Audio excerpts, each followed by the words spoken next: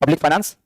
और public finance के अलावा थोड़ा सा टॉपिक की अगर हम बात करें तो एक टॉपिक बचा है टैक्सेशन। पब्लिक फाइनेंस में हम 2 टॉपिक पढ़ते हैं, तो हमारी यूनिट का नाम है पब्लिक फाइनेंस। अभी सार्वजनिक या कह लो लोक वित्त। बताइए क्या हुआ बेटा? सार्वजनिक या लोक वित्त। तो मेरे प्यारे साथियों, सार्वजनिक का मतलब होता है, पब्लिक का मतलब होता है सरकार। पब्लिक का मतलब, तो पब्लिक का मतलब होता है सरकार। तो सरकार का वित्त, तो सरकार के वित्त से रिलेटेड 2 टॉपिक हैं। एक है द टॉपिक कॉल्ड बजट और एक टॉपिक है टैक्सेशन, कराधान। तो हमें ये 2 चीजें पढ़नी है, एक बजट और एक टैक्सेशन। सही है। इसके बाद हमारी आखिरी यूनिट रहती है बस फॉरेन ट्रेड, विदेशी व्यापार। राइट। फिर हम लास्ट में कुछ मिसलेनियस टॉपिक्स करते हैं, मतलब चैप्टर हम 11 चैप्टर्स के लगभग कर रहे होते हैं, और बाद में हम मिसलेनियस में demand, supply, market, utility, indifference का थोड़ा माइक्रो और थोड़ी कुछ और चीजें वो मैं बाद में बताऊंगा। अभी के लिए इसको ओपन नहीं करते हैं। सही है। जो हमारे जो लास्ट सेशंस होते हैं वो एग्जाम के लिए कुछ ज्यादा ही इंपॉर्टेंट होते हैं, तो हम बाद में देखेंगे। तो फिलहाल अभी हम इकोनॉमिक्स के टॉपिक को आगे बढ़ाते हुए आज का हमारा टॉपिक है बजट।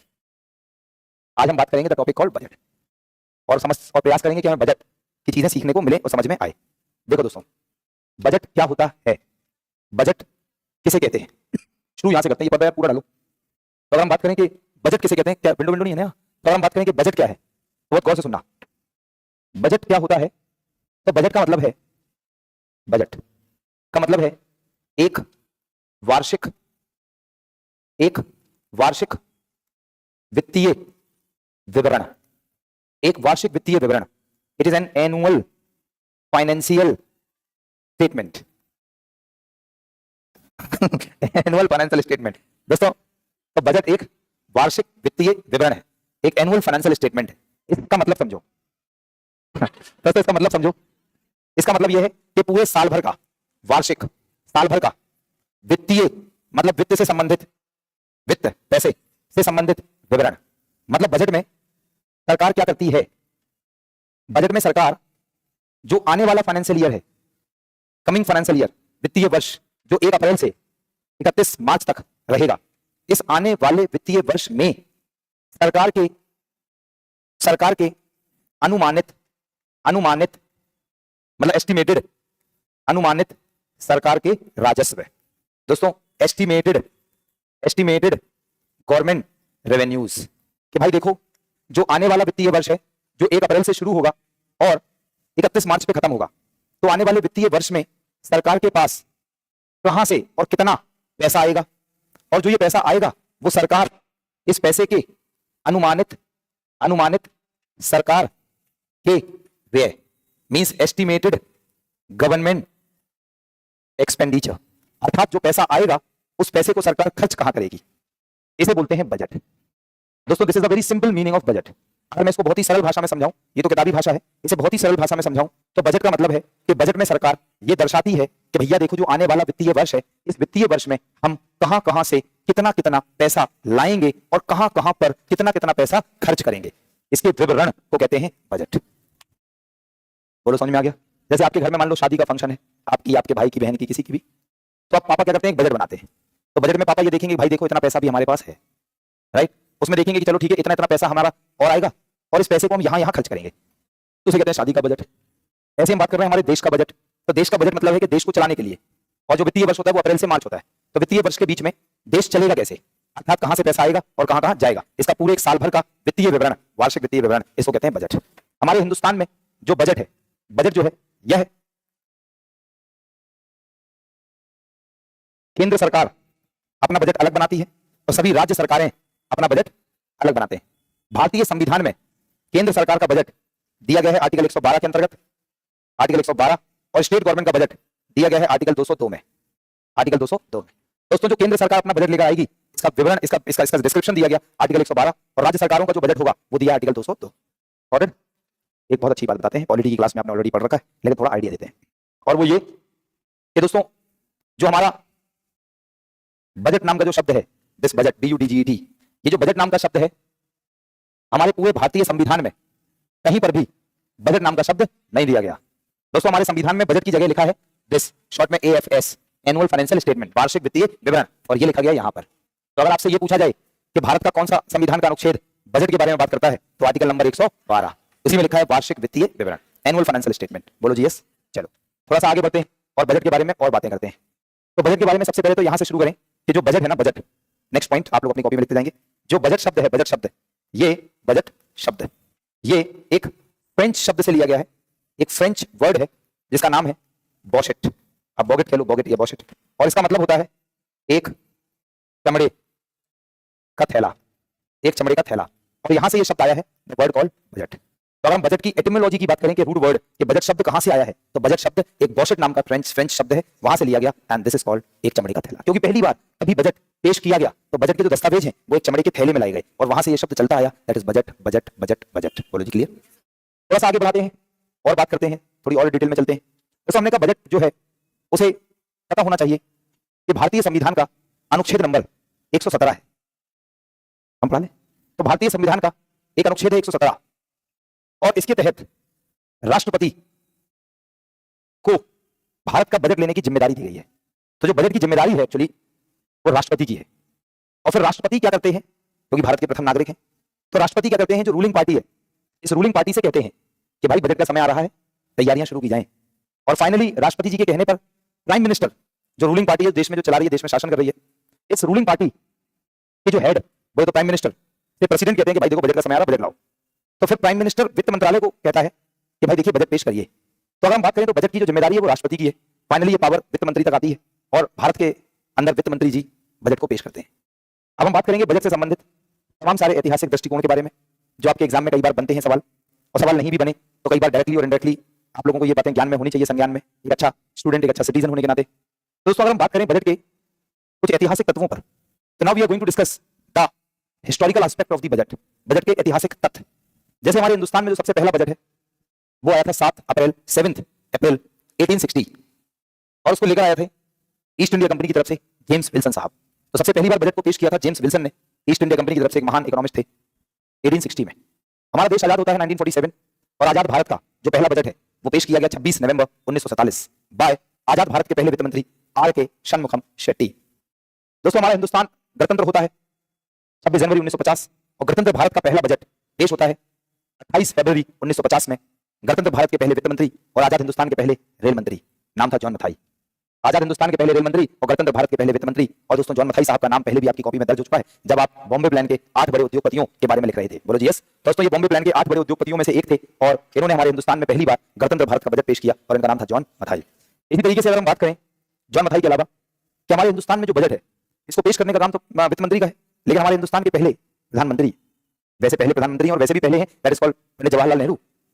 दोस्तों 1958-59 की बात चल रही है, और ये हमारे हिंदुस्तान के पहले वित्त मंत्री, पहले प्रधानमंत्री हैं जिन्होंने बजट पेश किया, क्योंकि बजट पेश करने का काम तो वित्त मंत्री का है ना, तो उस समय वित्त मंत्रालय भी इन्हीं के पास था। हमारे हिंदुस्तान में जो दूसरे व्यक्ति हैं वो है मैडम इंदिरा गांधी जी, जिन्होंने प्रधानमंत्री रहते रहते बजट पेश किया, और ये बात चल रही है 1970-71 की। हमारे हिंदुस्तान के तीसरे प्राइम मिनिस्टर जिन्होंने पीएम के पद पर बैठकर बजट पेश किया हो, और वो है Rajiv Gandhi, the budget of 1987 और 1988। ये तीन ऐसे भारत में प्रधानमंत्री रह चुके हैं जिन्होंने बजट को पेश किया, being the prime minister of India, उस समय प्रधानमंत्री थे। इसी तरह से मेरे पास बजट से रिलेटेड बहुत सारे फैक्ट्स हैं। जैसे 1950 तक जो बजट था दोस्तों वो राष्ट्रपति भवन में प्रकाशित होता था, जो बजट के दस्तावेज थे वो राष्ट्रपति भवन में प्रकाशित होते थे, लेकिन वहां पर कुछ पार्ट बजट का लीक हो गया। और मैं आपको बताना चाहूंगा कि बजट एक ऐसा मौका होता है जहां पे अपोजिशन आपको गिरा सकती है, जहां पे अपोजिशन के पास एक मौका होता है कि नो कॉन्फिडेंस मोशन ले आए और दोस्तों बजट के द्वारा सरकार गिर जाए। तो अगर बजट पहले से ही लीक हो रहा है तो इसका मतलब कॉन्फिडेंस कम हो जाएगा, और दोस्तों कहीं ना कहीं बजट एक बड़ा कॉन्फिडेंशियल चीज है। तो मैं आपको एक बात और बताना चाहूंगा कि जो लोग बजट को प्रकाशित करते हैं, तैयार करते हैं, इन लोगों को कम से कम 7 से 10 दिन के लिए कंप्लीट आइसोलेशन में रखा जाता है।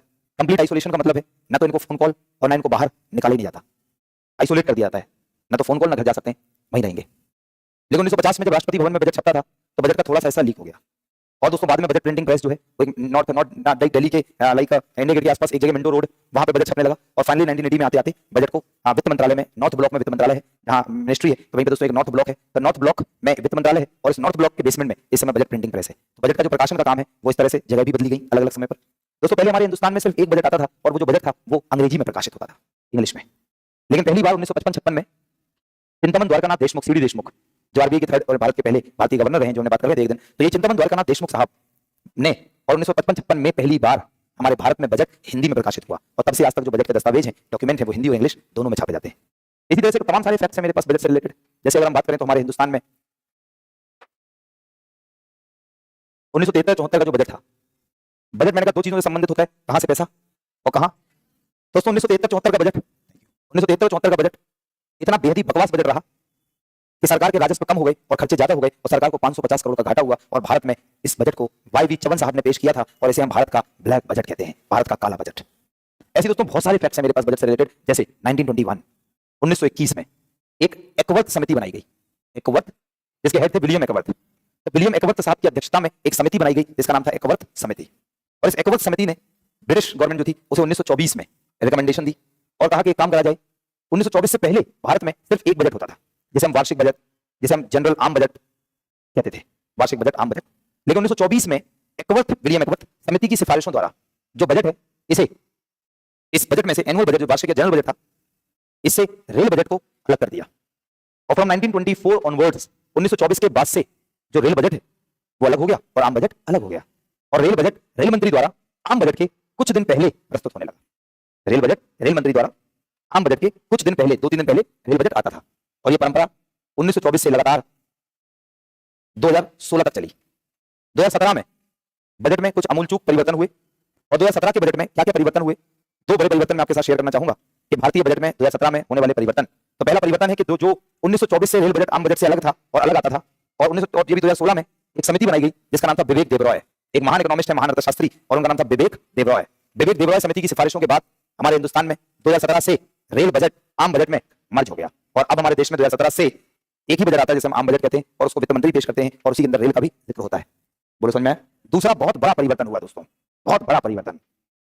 और बहुत बड़ा परिवर्तन क्या हुआ कि अभी तक 2017 से पहले 2016 तक हमेशा से जो बजट है वो ऑनलाइन, बहुत गौर से सुनना, वो फरवरी के आखिरी कार्य दिवस पे आता था। जो बजट है वो हमेशा से फरवरी के आखिरी कार्य दिवस पर पेश होता था। कोई दिक्कत? आखिरी कार्य दिवस का मतलब है कभी 28, कभी 29। अगर मान लो 28 का महीना है और संडे है तो 27। हम ये नहीं कहेंगे तारीख नहीं बोलेंगे, बोलेंगे आखिरी कार्य दिवस। और ये परंपरा हमेशा से चली आई 2016 तक। लेकिन 2017 में पहली बार और 2017 से लगातार जो बजट है वो यही जो विवेक देबरॉय साहब की समिति बताई, इन्हीं ने सरकार से कहा 2016 में, सरकार एक काम करो, बजट को ना जनवरी के आखिरी कार्य दिवस पर पेश करो। कहा कि फरवरी के आखिरी कार्य दिवस से जनवरी के आखिरी कार्य दिवस पर पेश करो। सरकार ने कहा क्यों? तो ये भी तो सुन लो क्यों, तभी तो कॉन्सेप्ट में और आनंद आएगा। क्योंकि दोस्तों जो आपको लगता है ऐसा दूर दूर तक भी नहीं है, बिल्कुल भी नहीं है, तो मैं नहीं कहूंगा, मैं कहूंगा दूर दूर तक भी नहीं है। आपको जो लगता है, आपको लगता है कि भाई सरकार बजट ले आई और वही बजट लागू जाता है और काम चलता है। लेकिन आपकी जानकारी के लिए बता दें कि फिर आपने पॉलिटी ढंग से नहीं पढ़ी। इसका मतलब अगर आपको ये लगता है और ऐसा ही आप सोचते हैं तो आपको बताना चाहेंगे कि जो बजट है वो मात्र एक प्रपोजल है, प्रस्ताव है, by the ruling party in the Lok Sabha, in the presence of all the MPs before the Lok Sabha speaker. दोस्तों लोकसभा स्पीकर की उपस्थिति में जो पार्टी शासन में है, सत्ताधारी पार्टी के द्वारा बजट आने वाले वित्तीय वर्ष में सरकार के राजस्व और व्ययों के बारे में सिर्फ एक प्रस्ताव है। I am using the word प्रस्ताव। अर्थात क्या? सुनिए ध्यान से, अच्छी जानकारी मिलेगी। अर्थात ये कि मेरे प्यारे साथियों, जो सरकार बजट लेकर आती है वो कोई अंतिम चीज नहीं है। अर्थात सरकार ने अपने बजट में कहा कि हम 2 जगह आईआईटी और 5 जगह एम्स बनाएंगे, तो भाई सरकार के घर की सरकार नहीं है कि सरकार का मन हुआ बजट में घोषणा करी और बना ली। दोस्तों वो सिर्फ एक प्रस्ताव है। और मैं आपको बताना चाहूंगा कि आपको लगता है कि एक दिन बजट आया और वित्त मंत्री ने भाषण दिया और बजट हो गया। नहीं दोस्तों, बजट की प्रक्रिया में 7 से 8 महीने लगते हैं। मैं इतना लंबा आपको पढ़ाने वाला नहीं हूं, बस मैं शॉर्ट में आपको समझाऊंगा जो आपके काम की जरूरत है कि बजट प्रस्ताव होने के बाद तकरीबन 25-30 दिन, मोटा मोटी 1 महीने तक बजट का सेशन चलता है, जैसे हम बजट सेशन बोलते हैं। मतलब क्या? मतलब दोस्तों ये कि वित्त मंत्री जी जो बजट पेश करते हैं वो तो सिर्फ 1 दिन का काम है कि भैया बजट को पेश किया। अब आगे 25 से 27 दिन, 28 दिन, 1 महीने उन प्रस्तावों को एक एक करके पास करवाया जाता है लोकसभा से, राज्यसभा से, और जो चीजें पास होती हैं सिर्फ वही चीजें 1 अप्रैल से लागू होती है। मुझे लग रहा आप समझ गए। नहीं दोस्तों, बजट अंतिम चीज होती तो बजट को हम फरवरी के अंतिम कार्य दिवस में क्यों पेश करते? हम बजट को जनवरी के अंदर, हम बजट को मार्च के अंतिम कार्य दिवस पर पेश करते और अगले दिन से 1 अप्रैल से बजट को लागू कर देते। तो चूंकि बजट तो सिर्फ रूलिंग पार्टी के द्वारा एक प्रस्ताव है, जिसमें अपोजिशन को भी मौका मिलता है कि उस पर बिल पास करने में वो पार्टिसिपेट करते हैं। और दोस्तों बाकी की चीजें आप पॉलिटी में पढ़ेंगे कि एक होता है मनी बिल, एक होता है फाइनेंस बिल, एक होता है मौद्रिक विधेयक, मुद्रा मौद्रिक विधेयक, एक होता है धन विधेयक, एक होता है वित्त विधेयक। अनुच्छेद 110 में आता है मनी बिल, अनुच्छेद 117 में आता है फाइनेंस बिल, और अनुच्छेद 110 में भी फाइनेंस बिल आता है। और दोस्तों दोनों बिल सबसे पहले लोकसभा में जाते हैं और मनी बिल लोकसभा में, धन विधेयक पास हो गया तो ठीक है, नहीं हुआ तो अनुच्छेद 267 जहां पे इमरजेंसी फंड डाला प्रेसिडेंट के पास है मिनिमम 500 करोड़, और कभी भी कोई भी प्राकृतिक आपदा या अचानक से किए हुए खर्चों पर प्रेसिडेंट साहब दे सकते हैं, न्यूनतम 500 करोड़ होता है। वर्तमान में 2000 करोड़ लगभग इसमें पड़ा हुआ है पैसा। ऐसी तमाम सारी चीजें हम पढ़ते हैं। अगर हम बात करें दोस्तों तो बजट में बहुत सारी बातें हैं करने को। ये सब बातें पॉलिटी में होंगी कि बजट में कैसे बजट का प्रस्तुतिकरण होता है, कैसे बजट की स्क्रूटनी होती है। 6 स्टेप में आप पॉलिटी में बजट के बारे में पढ़ते हैं जो हम अपनी क्लास में चर्चा नहीं करते। तो दोस्तों तो इसमें लाइक मोशन आते हैं, ETP, economy cut motion, token cut motion, policy cut motion. उम्मीद है ऐसी चीजें आपने पॉलिटी में पढ़ी होंगी, या तो जिक्र हुआ होगा या आगे होगा। तो दोस्तों तो बजट का बहुत बड़ा हिस्सा पॉलिटी से भी कनेक्टेड है, जो पॉलिटी की क्लास में होता है। तो भाई साहब हमने अंतिम रूप से ये सीखा कि बजट की जो प्रक्रिया है, बजट पेश होने के बाद, पास नहीं, पेश होने के बाद तकरीबन 1 महीने तक बजट की प्रक्रिया चलती है, राइट। और फाइनली जो चीजें लागू हो जाती हैं और पास हो जाती हैं वो 1 अप्रैल से लागू कर देते हैं। सही है।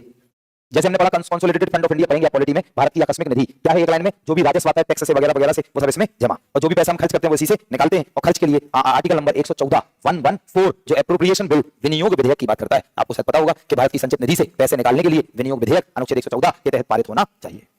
ऐसी दोस्तों बहुत सारी चीजें मेरे पास बजट से संदर्भ में। तो 2017 में फाइनली 2 बड़े चेंजेस हुए। नंबर 1 रेल बजट जो अलग से आता था वो आम बजट में मर्ज हो गया, एंड नंबर 2 बजट भारत में फरवरी के अंतिम कार्य दिवस पर पेश होता था, राइट। और दोस्तों कभी कभी ऐसा हो पाता था कि लगभग 25-30 दिन हो गए लेकिन बजट का पूरा डिस्कशन नहीं हो पाया। इसलिए विवेक देवरा साहब ने साफ साफ कहा कि सरकार एक काम करिए, बजट को जनवरी के अंतिम कार्य दिवस में लाइए। आपके दिमाग में ये भी तो प्रश्न आ रहा था ऐसा क्यों, वही तो बता रहा था पिछले 5 मिनट से। ऐसा इसलिए क्योंकि जब जनवरी के अंतिम कार्य दिवस पर बजट पेश होगा तो सरकार के पास पूरा फरवरी का समय होगा, पूरा मार्च का समय होगा, और बेहतर तरीके से बजट पर चर्चा होकर बिल पास होकर मनी बिल, फाइनेंस बिल, विनियोग विधेयक ये सब पास हो जाएंगे और फाइनली बजट 1 अप्रैल से लागू हो जाएगा। बोलो समझ में आया। तो 2 परिवर्तन हुए कि बजट फरवरी के अंतिम कार्य दिवस से जनवरी के अंतिम कार्य दिवस पर विवेक देवरा साहब ने बोला, लेकिन सरकार ने कहा हम इसे फरवरी के पहले कार्य दिवस पर पेश करेंगे। तो आज बजट भारत में फरवरी के पहले कार्य दिवस पर पेश होता है। मैंने ऐसा बिल्कुल नहीं कहा कि 1 फरवरी को संडे भी हो सकता है तो बजट 2 फरवरी को आएगा। तो फरवरी के प्रथम कार्य दिवस पर बजट पेश होता है। इसी तरह से दोस्तों अगर हम बात करें दोस्तों तो जो बजट है 1999 तक भारत का जो बजट है वो शाम को 5 बजे पेश होता था, वो शाम को, राइट। और ये परंपरा हम ब्रिटिशर्स के जमाने से चलाते आ रहे थे। जब भारत अंग्रेजों का गुलाम था तो अंग्रेज क्या करते थे, बहुत चंट थे, पहले बजट को सवेरे सवेरे ब्रिटेन में पेश करते थे। और जब बजट सवेरे सवेरे ब्रिटेन में पेश हो जाता था तो फिर वहां जब 1 बजते 12 जब बजट भाने पड़ गया तो अभी भी 12 बजे तो भारत में 5 बज जाते हैं। तो ज्योग्राफी में टाइमलाइन पड़ी होगी। और दोस्तों अगर हम बात करें तो फाइनली 5 बजे भारत में बजट पेश होता था शाम को, और ये परंपरा हमने अभी 1999 तक फॉलो करी। But in the year 2000 during the resign of BJP government under the prime ministership of Shri Atal Bihari Vajpayee ji and the then finance minister was Yashwant Sinha, BJP की अध्यक्षता में प्रधानमंत्री अटल बिहारी वाजपेयी जी और वित्त मंत्री यशवंत सिन्हा जी, ये दोस्तों भारत के पहले वित्त मंत्री हैं यशवंत सिन्हा, जिन्होंने एक काम किया, बजट को दोस्तों शाम को 5 बजे के बजाय सुबह 11 बजे पेश किया। और तब से 2001 से जो बजट है वो शाम को 5 बजे नहीं बल्कि सुबह 11 बजे पेश होता है। आई होप आनंद आ रहा होगा। बोलो जी यस। इसी तरह से बजट की उनको बुलाओ। इसी तरह से बजट की लंच कर रहे हैं क्या? लंच पता नहीं भैया रोटी खा लेगा, रोटी खाने क्या? वो रोटी खा ली तो खा के आना, जल्दी मत आना, ऐसे बोला ना। तो ऐसी मेरे पास तमाम सारी चीजें हैं, जैसे मोरारजी देसाई भारत के वो व्यक्ति हैं जिन्होंने बजट को सबसे ज्यादा बार पेश किया, राइट। ओहो दोस्तों, मोरारजी देसाई वो व्यक्ति हैं जिन्होंने बजट को सबसे ज्यादा बार पेश किया, 1 2 3 4 5 नहीं, पूरे 10 बार। बोलो जी क्लियर।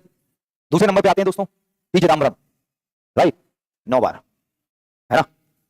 अगर हम बात करें मोरारजी देसाई साहब एक लौते व्यक्ति हैं भारत में, एक लौते व्यक्ति जिन्होंने बजट को अपने जन्मदिन पर पेश किया हो, और वो भी 1 बार नहीं 2 बार, यस, वो भी 2 बार लगातार जन्मदिन पर, एक बार 1964 और एक बार 1968, राइट। चूंकि अब बजट तो फरवरी के पहले कार्य दिवस पे आता है, लेकिन पहले बजट फरवरी के अंतिम कार्य दिवस पे आता था, और जब बजट फरवरी के अंतिम कार्य दिवस पे आता था और आता रहता और आज भी आता होता और मैं मान लो वित्त मंत्री बनता तो मेरा नाम मोरारजी देसाई साहब के बाद दूसरे नंबर पे आता जो जन्मदिन पर अपना बजट पेश करता। That is called my birthday is on 29 फरवरी। दोस्तों लीप ईयर बॉर्न हूं मैं, और मेरा बर्थडे 4 साल में एक बार आता है।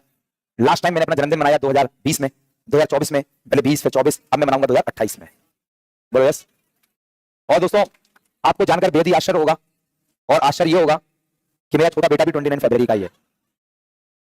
और दोस्तों बता दें पूरे वर्ल्ड नहीं, पूरे यूनिवर्स, एलियन विलियन को भी मिला लो अगर कहीं होते होंगे तो, पूरे यूनिवर्स में ऐसे बहुत रेयर कॉम्बिनेशन होंगे कि जो बाप बेटे वो भी लीप ईयर वाले, मतलब बाप बेटों का जन्मदिन एक दिन हो सकता है तो बड़ी कॉमन बात है, कहीं भी मिल सकता है, लेकिन बाप बेटे लीप ईयर पर पैदा हो, it's very difficult to find out. Come on, तो मेरा छोटा बेटा भी 29 फरवरी का है ना। आजकल दोस्तों वो भी चलता है ना कि लाइक प्लान्ड सिजेरियन करते हैं लोग, जो लोग समझदार समझ रहे होंगे मैं क्या बोल रहा हूं, प्लान्ड सिजेरियन करते हैं कि हमें इस तारीख पे बच्चा चाहिए, और दोस्तों कट बाहर निकलवाया ऑलरेडी हो गया। बोलो जी ऐसा। लेकिन दोस्तों like my wife gave the birth to my younger children, वो भी विदाउट एनी सिजेरियन, मतलब नेचुरल बर्थ हुआ उसका, और दोस्तों 29 को ही बाहर आ गया सुबह 9 बजे। बोलो समझ में आ गया। दोस्तों ऐसा बहुत रेयर कॉम्बिनेशन होता है। बोलो जी ऐसा। तो देखो अब ऐसा ये क्या करें, कुछ अद्भुत लोगों के साथ अद्भुत घटनाएं होती हैं, है कि नहीं। तो बाप बेटे मिलकर कुछ कमाल करेंगे बाद में। तो दोस्तों थोड़ा आगे बढ़ते हैं और बातें करते हैं, और बात ये है, अब आते हैं मैडम निर्मला सीतारमण पर। मैडम निर्मला, और इस टॉपिक को क्लोज करके आगे बढ़ते हैं। और मैडम निर्मला सीतारमण हमारे हिंदुस्तान की एक सबसे पहले तो पहली महिला वित्त मंत्री हैं जिन्होंने बजट पेश किया हो। आज तक हमारे हिंदुस्तान में मैडम इंदिरा गांधी जी पहली महिला थी, लेकिन वहां भी ट्विस्ट है कि she was not the full time finance minister, she was holding the prime ministership, presented the budget being the women of our country, मतलब महिला होते हुए लेकिन उन्होंने वो वित्त मंत्री नहीं थी पूर्ण कार्यकालीन, वो तो प्रधानमंत्री थी। तो आप मुझसे पूछे कि पहली पूर्ण कार्यकालीन वित्त मंत्री, महिला वित्त मंत्री जिन्होंने बजट पेश किया वो है मैडम निर्मला सीतारमण जी। बात है 2019-20 की, बजट ऑफ 2019-2000 बोलो क्लियर मेरे प्यारे साथियों। 2019-20 में उन्होंने एक काम और करा, और 2019-20 में उन्होंने काम ये किया कि जो बजट है उसको पहले एक चमड़े के बैग में लेकर आते थे। एवरीवन किसमें लेकर आते थे? चमड़े के बैग में। लेकिन दोस्तों बजट को चमड़े के बैग की जगह, बजट को चमड़े के, नीतीश होगा ना यहाँ पे, नीतीश आएगा ना, ठीक है, तो बजट को चमड़े के बैग की जगह पहले बैग में चमड़ा का ब्रीफ केस, नॉट कहां चला गया, मैं थोड़ा काम कर रहा था, ब्रीफ केस, पहले बजट को ब्रीफ केस में लाते थे, एक सूटकेस में, राइट, ब्लैक कलर का, ब्राउन कलर का, ऐसा। दोस्तों मैडम निर्मला सीतारमण जी ने ब्रीफ केस प्रथा को खत्म किया और बही खाता बनाया, इसका नाम दिया बही खाता। बजट के दस्तावेज जो डॉक्यूमेंट होते हैं उन्हें एक A4 साइज में पेपर में, उन्हें एक लाल कपड़े में रैप किया और ऊपर अशोक एम्बलम लगाया और फिर उसको लेकर आई और उसे नाम दिया बही खाता। तो हम 2019-20 से बजट के दस्तावेजों को कहते हैं सरकार की और इकोनॉमिक्स की लैंग्वेज में बही खाता। बोलो क्लियर है? अगर आप देखना चाहोगे तो यहाँ पे मैं आपको थोड़ा सा आइडिया देता हूँ। तो अगर हम बात करें बही खाता, बजट ब्रीफ केस, देखो दोस्तों दो इमेज दिखाते हैं एक साथ आप लोगों को, लुक एट दिस। तो अगर हम बात करें तो पहले ऐसे ब्रीफ केस में बजट आता था इस तरह से, ये ब्रीफ केस, इसे देखो, तो ये इस तरह से, तो पहले बजट ऐसे ब्रीफ केस में लेकर आते थे, लेकिन अभी लाल कपड़े में रैप करके अशोक एम्बलम लगा के, so this is the budget दस्तावेज, दिस इज बही खाता, is it alright? Journey of, देखो लिखा है ब्रीफ केस टू बही खाता, पहले ब्रीफ केस देन बही खाता। इसी तरह से अगर मैं बात करूं दोस्तों बजट की, तो मैडम निर्मला सीतारमण जी के बारे में अगर हम बात करें तो 19-20 में उन्होंने पहला बजट पेश किया और 20-21 के बजट में, कोविड के जस्ट पहले, फरवरी के पहले कार्यदिवस में बजट आता है दोस्तों। फाइनली अगर हम बात करें 20-21 में मैडम जी को दूसरी बार बजट पेश करने का मौका मिला और मैडम जी इतनी मोटिवेटेड थी कि मैडम जी ने अभी तक के इतिहास में बजट की लॉन्गेस्ट स्पीच जो डाली, और तो दोस्तों 2 घंटे 42 मिनट। दोस्तों बजट की सबसे लंबी स्पीच बजट ऑफ 2020-21, और जिसको हम बोलते हैं क्या, मैडम निर्मला सीतारमण, और दोस्तों लगभग 2 घंटे 42 मिनट। इसी दोस्तों अब 19-20 हो गया, 20-21 हो गया, अब आते हैं 21-22। 21-22 में कोविड चल रहा था, कोविड प्रोटोकॉल थे दोस्तों, अपन एक साथ मिल नहीं सकते थे, अब बजट पेश करने का समय आ गया तो क्या करें। तो 21-22 में भारत में पहली बार बजट के लिए क्या किया गया, एक एप्लीकेशन बनाई गई, उसमें मैडम निर्मला सीतारमण जी लाइव आई और उनके साथ सारे एमपी भी लाइव आए अपनी अपनी जगह से, और भारत का पहला पेपरलेस बजट पेश किया गया। भारत का पहला पेपरलेस बजट, बोलो जी यस, डिजिटल बजट पेश किया गया, पेपरलेस बजट। अब भाई साहब 2022-23 में आए, 2022-23 में और एक काम किया गया, एक सेकंड दे दो मुझे, 2022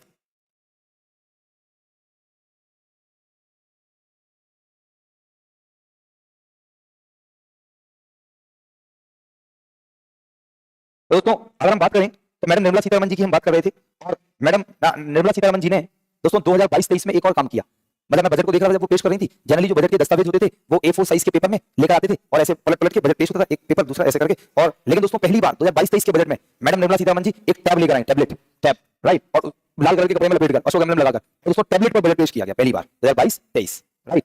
और दोस्तों ऐसे ने तमाम रिकॉर्ड बनाए।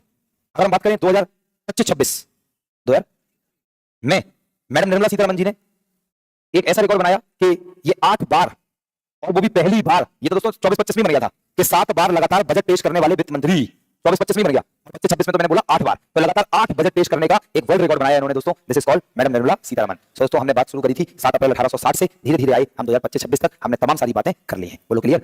ये सब बातें मैं एक एक पॉइंट वाइज आपको लिखी लिखाई दूंगा, आप बिल्कुल चिंता नहीं करें, बोलो जी यस, ये मेरा काम है, सही है, स्पेशली आप याद है मुझे लिख लेना भाई घर पे, है ना, क्योंकि अगर मैं इतनी सारी चीजें आपको लिखवाने बैठा फिर तो मैं बाबला ही हो जाऊंगा, फिर दोस्तों हम फिर इतना प्रोफिशिएंसी और एफिशिएंसी के साथ काम नहीं कर पाएंगे, बोलो जी यस। चलो अब दोस्तों हम बजट को आगे बढ़ाते हैं और बजट में एक बहुत बेहतरीन लेवल का डिस्कशन करते हैं जो आप जीवन भर याद रखेंगे, आप कभी बुढ़ापे तक नहीं भूल पाएंगे, बस ध्यान से सुनना मुझे कुछ देर तक, बोलो जी तैयार है? और दोस्तों वो ये कि जब हम बजट की बात करते हैं, जल्दी से लगा दीजिए, मैंने 2 डॉक्यूमेंट आपको भेजे, एक है 1, एक है 2, है ना नितेश, एक देखो सेट 2 वाले में नंबर नहीं लिखा, ये है नीचे लिखा है 2, एक ऊपर लिखा है, ऊपर वाला ये 1 है, मैंने लिख दिया आपको, ये 1 दिस इज 2, उसी सीक्वेंस में लगा दीजिए। दोस्तों अगर हम बात करें तो ये थोड़ा सुनना, कितना प्यारा डिस्कशन होगा और कितनी बेहतरीन चीज सीखेंगे आप, और वो ये कि जो बजट है ना, बजट हर साल के बजट में हमारी सरकार 3 वर्षों का आंकड़ा देती है, डेटा, मतलब बजट आना है, अब हम बात करें 26-27 का, तो जो बजट आएगा फरवरी के पहले कार्यदिवस पर 2026 में, वो आएगा 26-27 का, जो 1 अप्रैल 26 से 31 मार्च 2027 तक रहेगा, तो जो बजट आएगा वो आएगा 26 और 27, सही है दोस्तों। हर साल के बजट में सरकार 2 वर्षों का आंकड़ा देती है, ध्यान सुनना, हर साल के बजट में सरकार 2 वर्षों का, सॉरी यार 3 वर्षों का आंकड़ा देती है, बहुत गौर से सुनना है,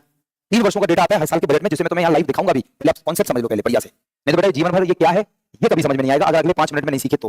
और दोस्तों अभी तक तुम जवान हो गए, हर साल बजट आता है, किसी भी साल क्यूरियोसिटी नहीं रही कि बजट को सुने और देखें क्या आया, क्यों रहेगी, क्योंकि सुन भी लोगे तो कुछ समझ में नहीं आएगा, इसलिए आपने कभी देखी नहीं ना कभी सुना, लेकिन आज के बाद जब भी आप बुढ़ापे तक बजट वाले दिन बजट पेश हुआ करेगा और फिर आप उन्हें सुना करोगे तो आपको बजट में ऑलमोस्ट सारी चीजें समझ में जाएंगी, बस आप अगले 1-1.5 घंटे मुझे और सुनिए शिद्दत के साथ, बोलो जी यस। तो अगर हम बात करें बजट में, मैंने कहा 3 साल की आंकड़ों को प्रस्तुत किया था, थैंक यू सो मच, 3 साल के आंकड़ों को प्रस्तुत किया था दोस्तों। ये तो आपको लिखा मैंने दे दिया कि बजट शब्द कहां से आया, वार्षिक वित्तीय विवरण जिसमें सरकार अनुमानित राजस्व और अनुमानित व्ययों को दर्शाते हैं, राइट। फिर मैंने ये भी बता दिया एनुअल फाइनेंशियल स्टेटमेंट संविधान में लिखा है सेंट्रल गवर्नमेंट और स्टेट गवर्नमेंट का बजट। इतनी बातें आपको मिल गई। थोड़ा सा मैं आपको ये देना चाहता हूं, रुको ये मैं बाद में दूंगा, पहले मैं यहीं पे घुसाता हूं थोड़ा सा और। हर साल के बजट में सरकार 3 वर्ष के आंकड़े प्रस्तुत करती है, समझना कैसे। जैसे अभी बजट आ रहा है कमिंग समय में 2026 और 27 का, 2026-27। दोस्तों जब 2026-27 का जो बजट आएगा उसके आंकड़ों को हम सीधा बोलेंगे budget estimates, budget estimates, short में कहते हैं बीई, और हिंदी में बजट ये या बजटरी भी बोलते हैं, इसलिए बजट ये अनुमान, बजट ये अनुमान। अब मुझे ये बताइए कि बजट जब, थोड़ा कॉमन सेंस से सुनना, कि बजट जब 26-27 में आएगा और बजट आता है फरवरी के पहले वर्किंग डे में, तो बजट किस वित्तीय वर्ष में आता है?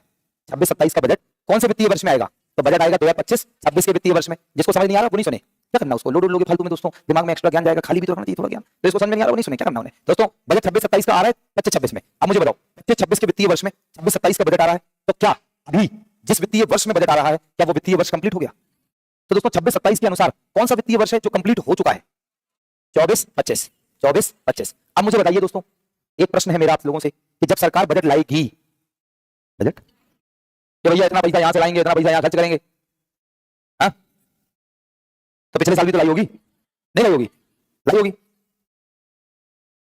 दोस्तों जो पिछले साल जो इस बजट है इसके अनुसार इस साल के 2 आंकड़े होते हैं, एक को बोलते हैं बजट एस्टिमेट्स, सेम बजटीय अनुमान, बजट एस्टिमेट्स, बजटीय अनुमान। मतलब आप समझ गए ये पिछले साल का बजट होगा, अरे बोलो यस, ये पिछले साल का बजट होगा, सही है। अब दोस्तों जरा ध्यान से समझना, अभी भी तो मैंने थोड़ी देर पहले सब बता दिया कि बजट तो एक प्रस्ताव है ना, कि हम ये करेंगे ये करेंगे ये करेंगे। फिर सरकार क्या करती है, ये बजट तो भी ला रही है, राइट। अभी सरकार ने जब पिछले साल बजट पेश किया होगा, 1 महीने बाद जब मनी बिल, फाइनेंस बिल सब पेश हो गए होंगे और उसमें जो चीजें पास हुई होंगी, क्या बजट को दोबारा रिवाइज भी तो करा गया होगा? नहीं समझे क्या दोस्तों। बजट में बोला कि हमने भैया 5 आईआईटी बनानी है, अपोजिशन ने सबने कहा भैया 5 नहीं बनेंगी, 3 बनेंगी। दोस्तों अब कितनी बननी है इस पर चर्चा, इसका भी तो बजट आएगा दोस्तों। एक और आता है जिसको हम कहते हैं रिवाइज्ड बजट, रिवाइज्ड हिंदी में संशोधित बजट, संशोधित से लिखा संशोधित बजट, और इसको हम बोलते हैं सिंपल बीई और इसको बोलते हैं आरई, राइट। तो ये बी और वो बी कंफ्यूज नहीं है, ये आने वाले वित्तीय वर्ष का बजट है, ये पीछे वित्तीय वर्ष का बजट है। अब मुझे बताओ दोस्तों, जब सरकार बजट पेश करेगी तो जो अपोजिशन है वो क्या सरकार से ये पूछेगी कि नहीं कि सरकार देखो ऐसा है बजट तुम बाद में लाना, पहले ये बताओ कि जो पिछले साल बजट आया था उसका क्या हुआ?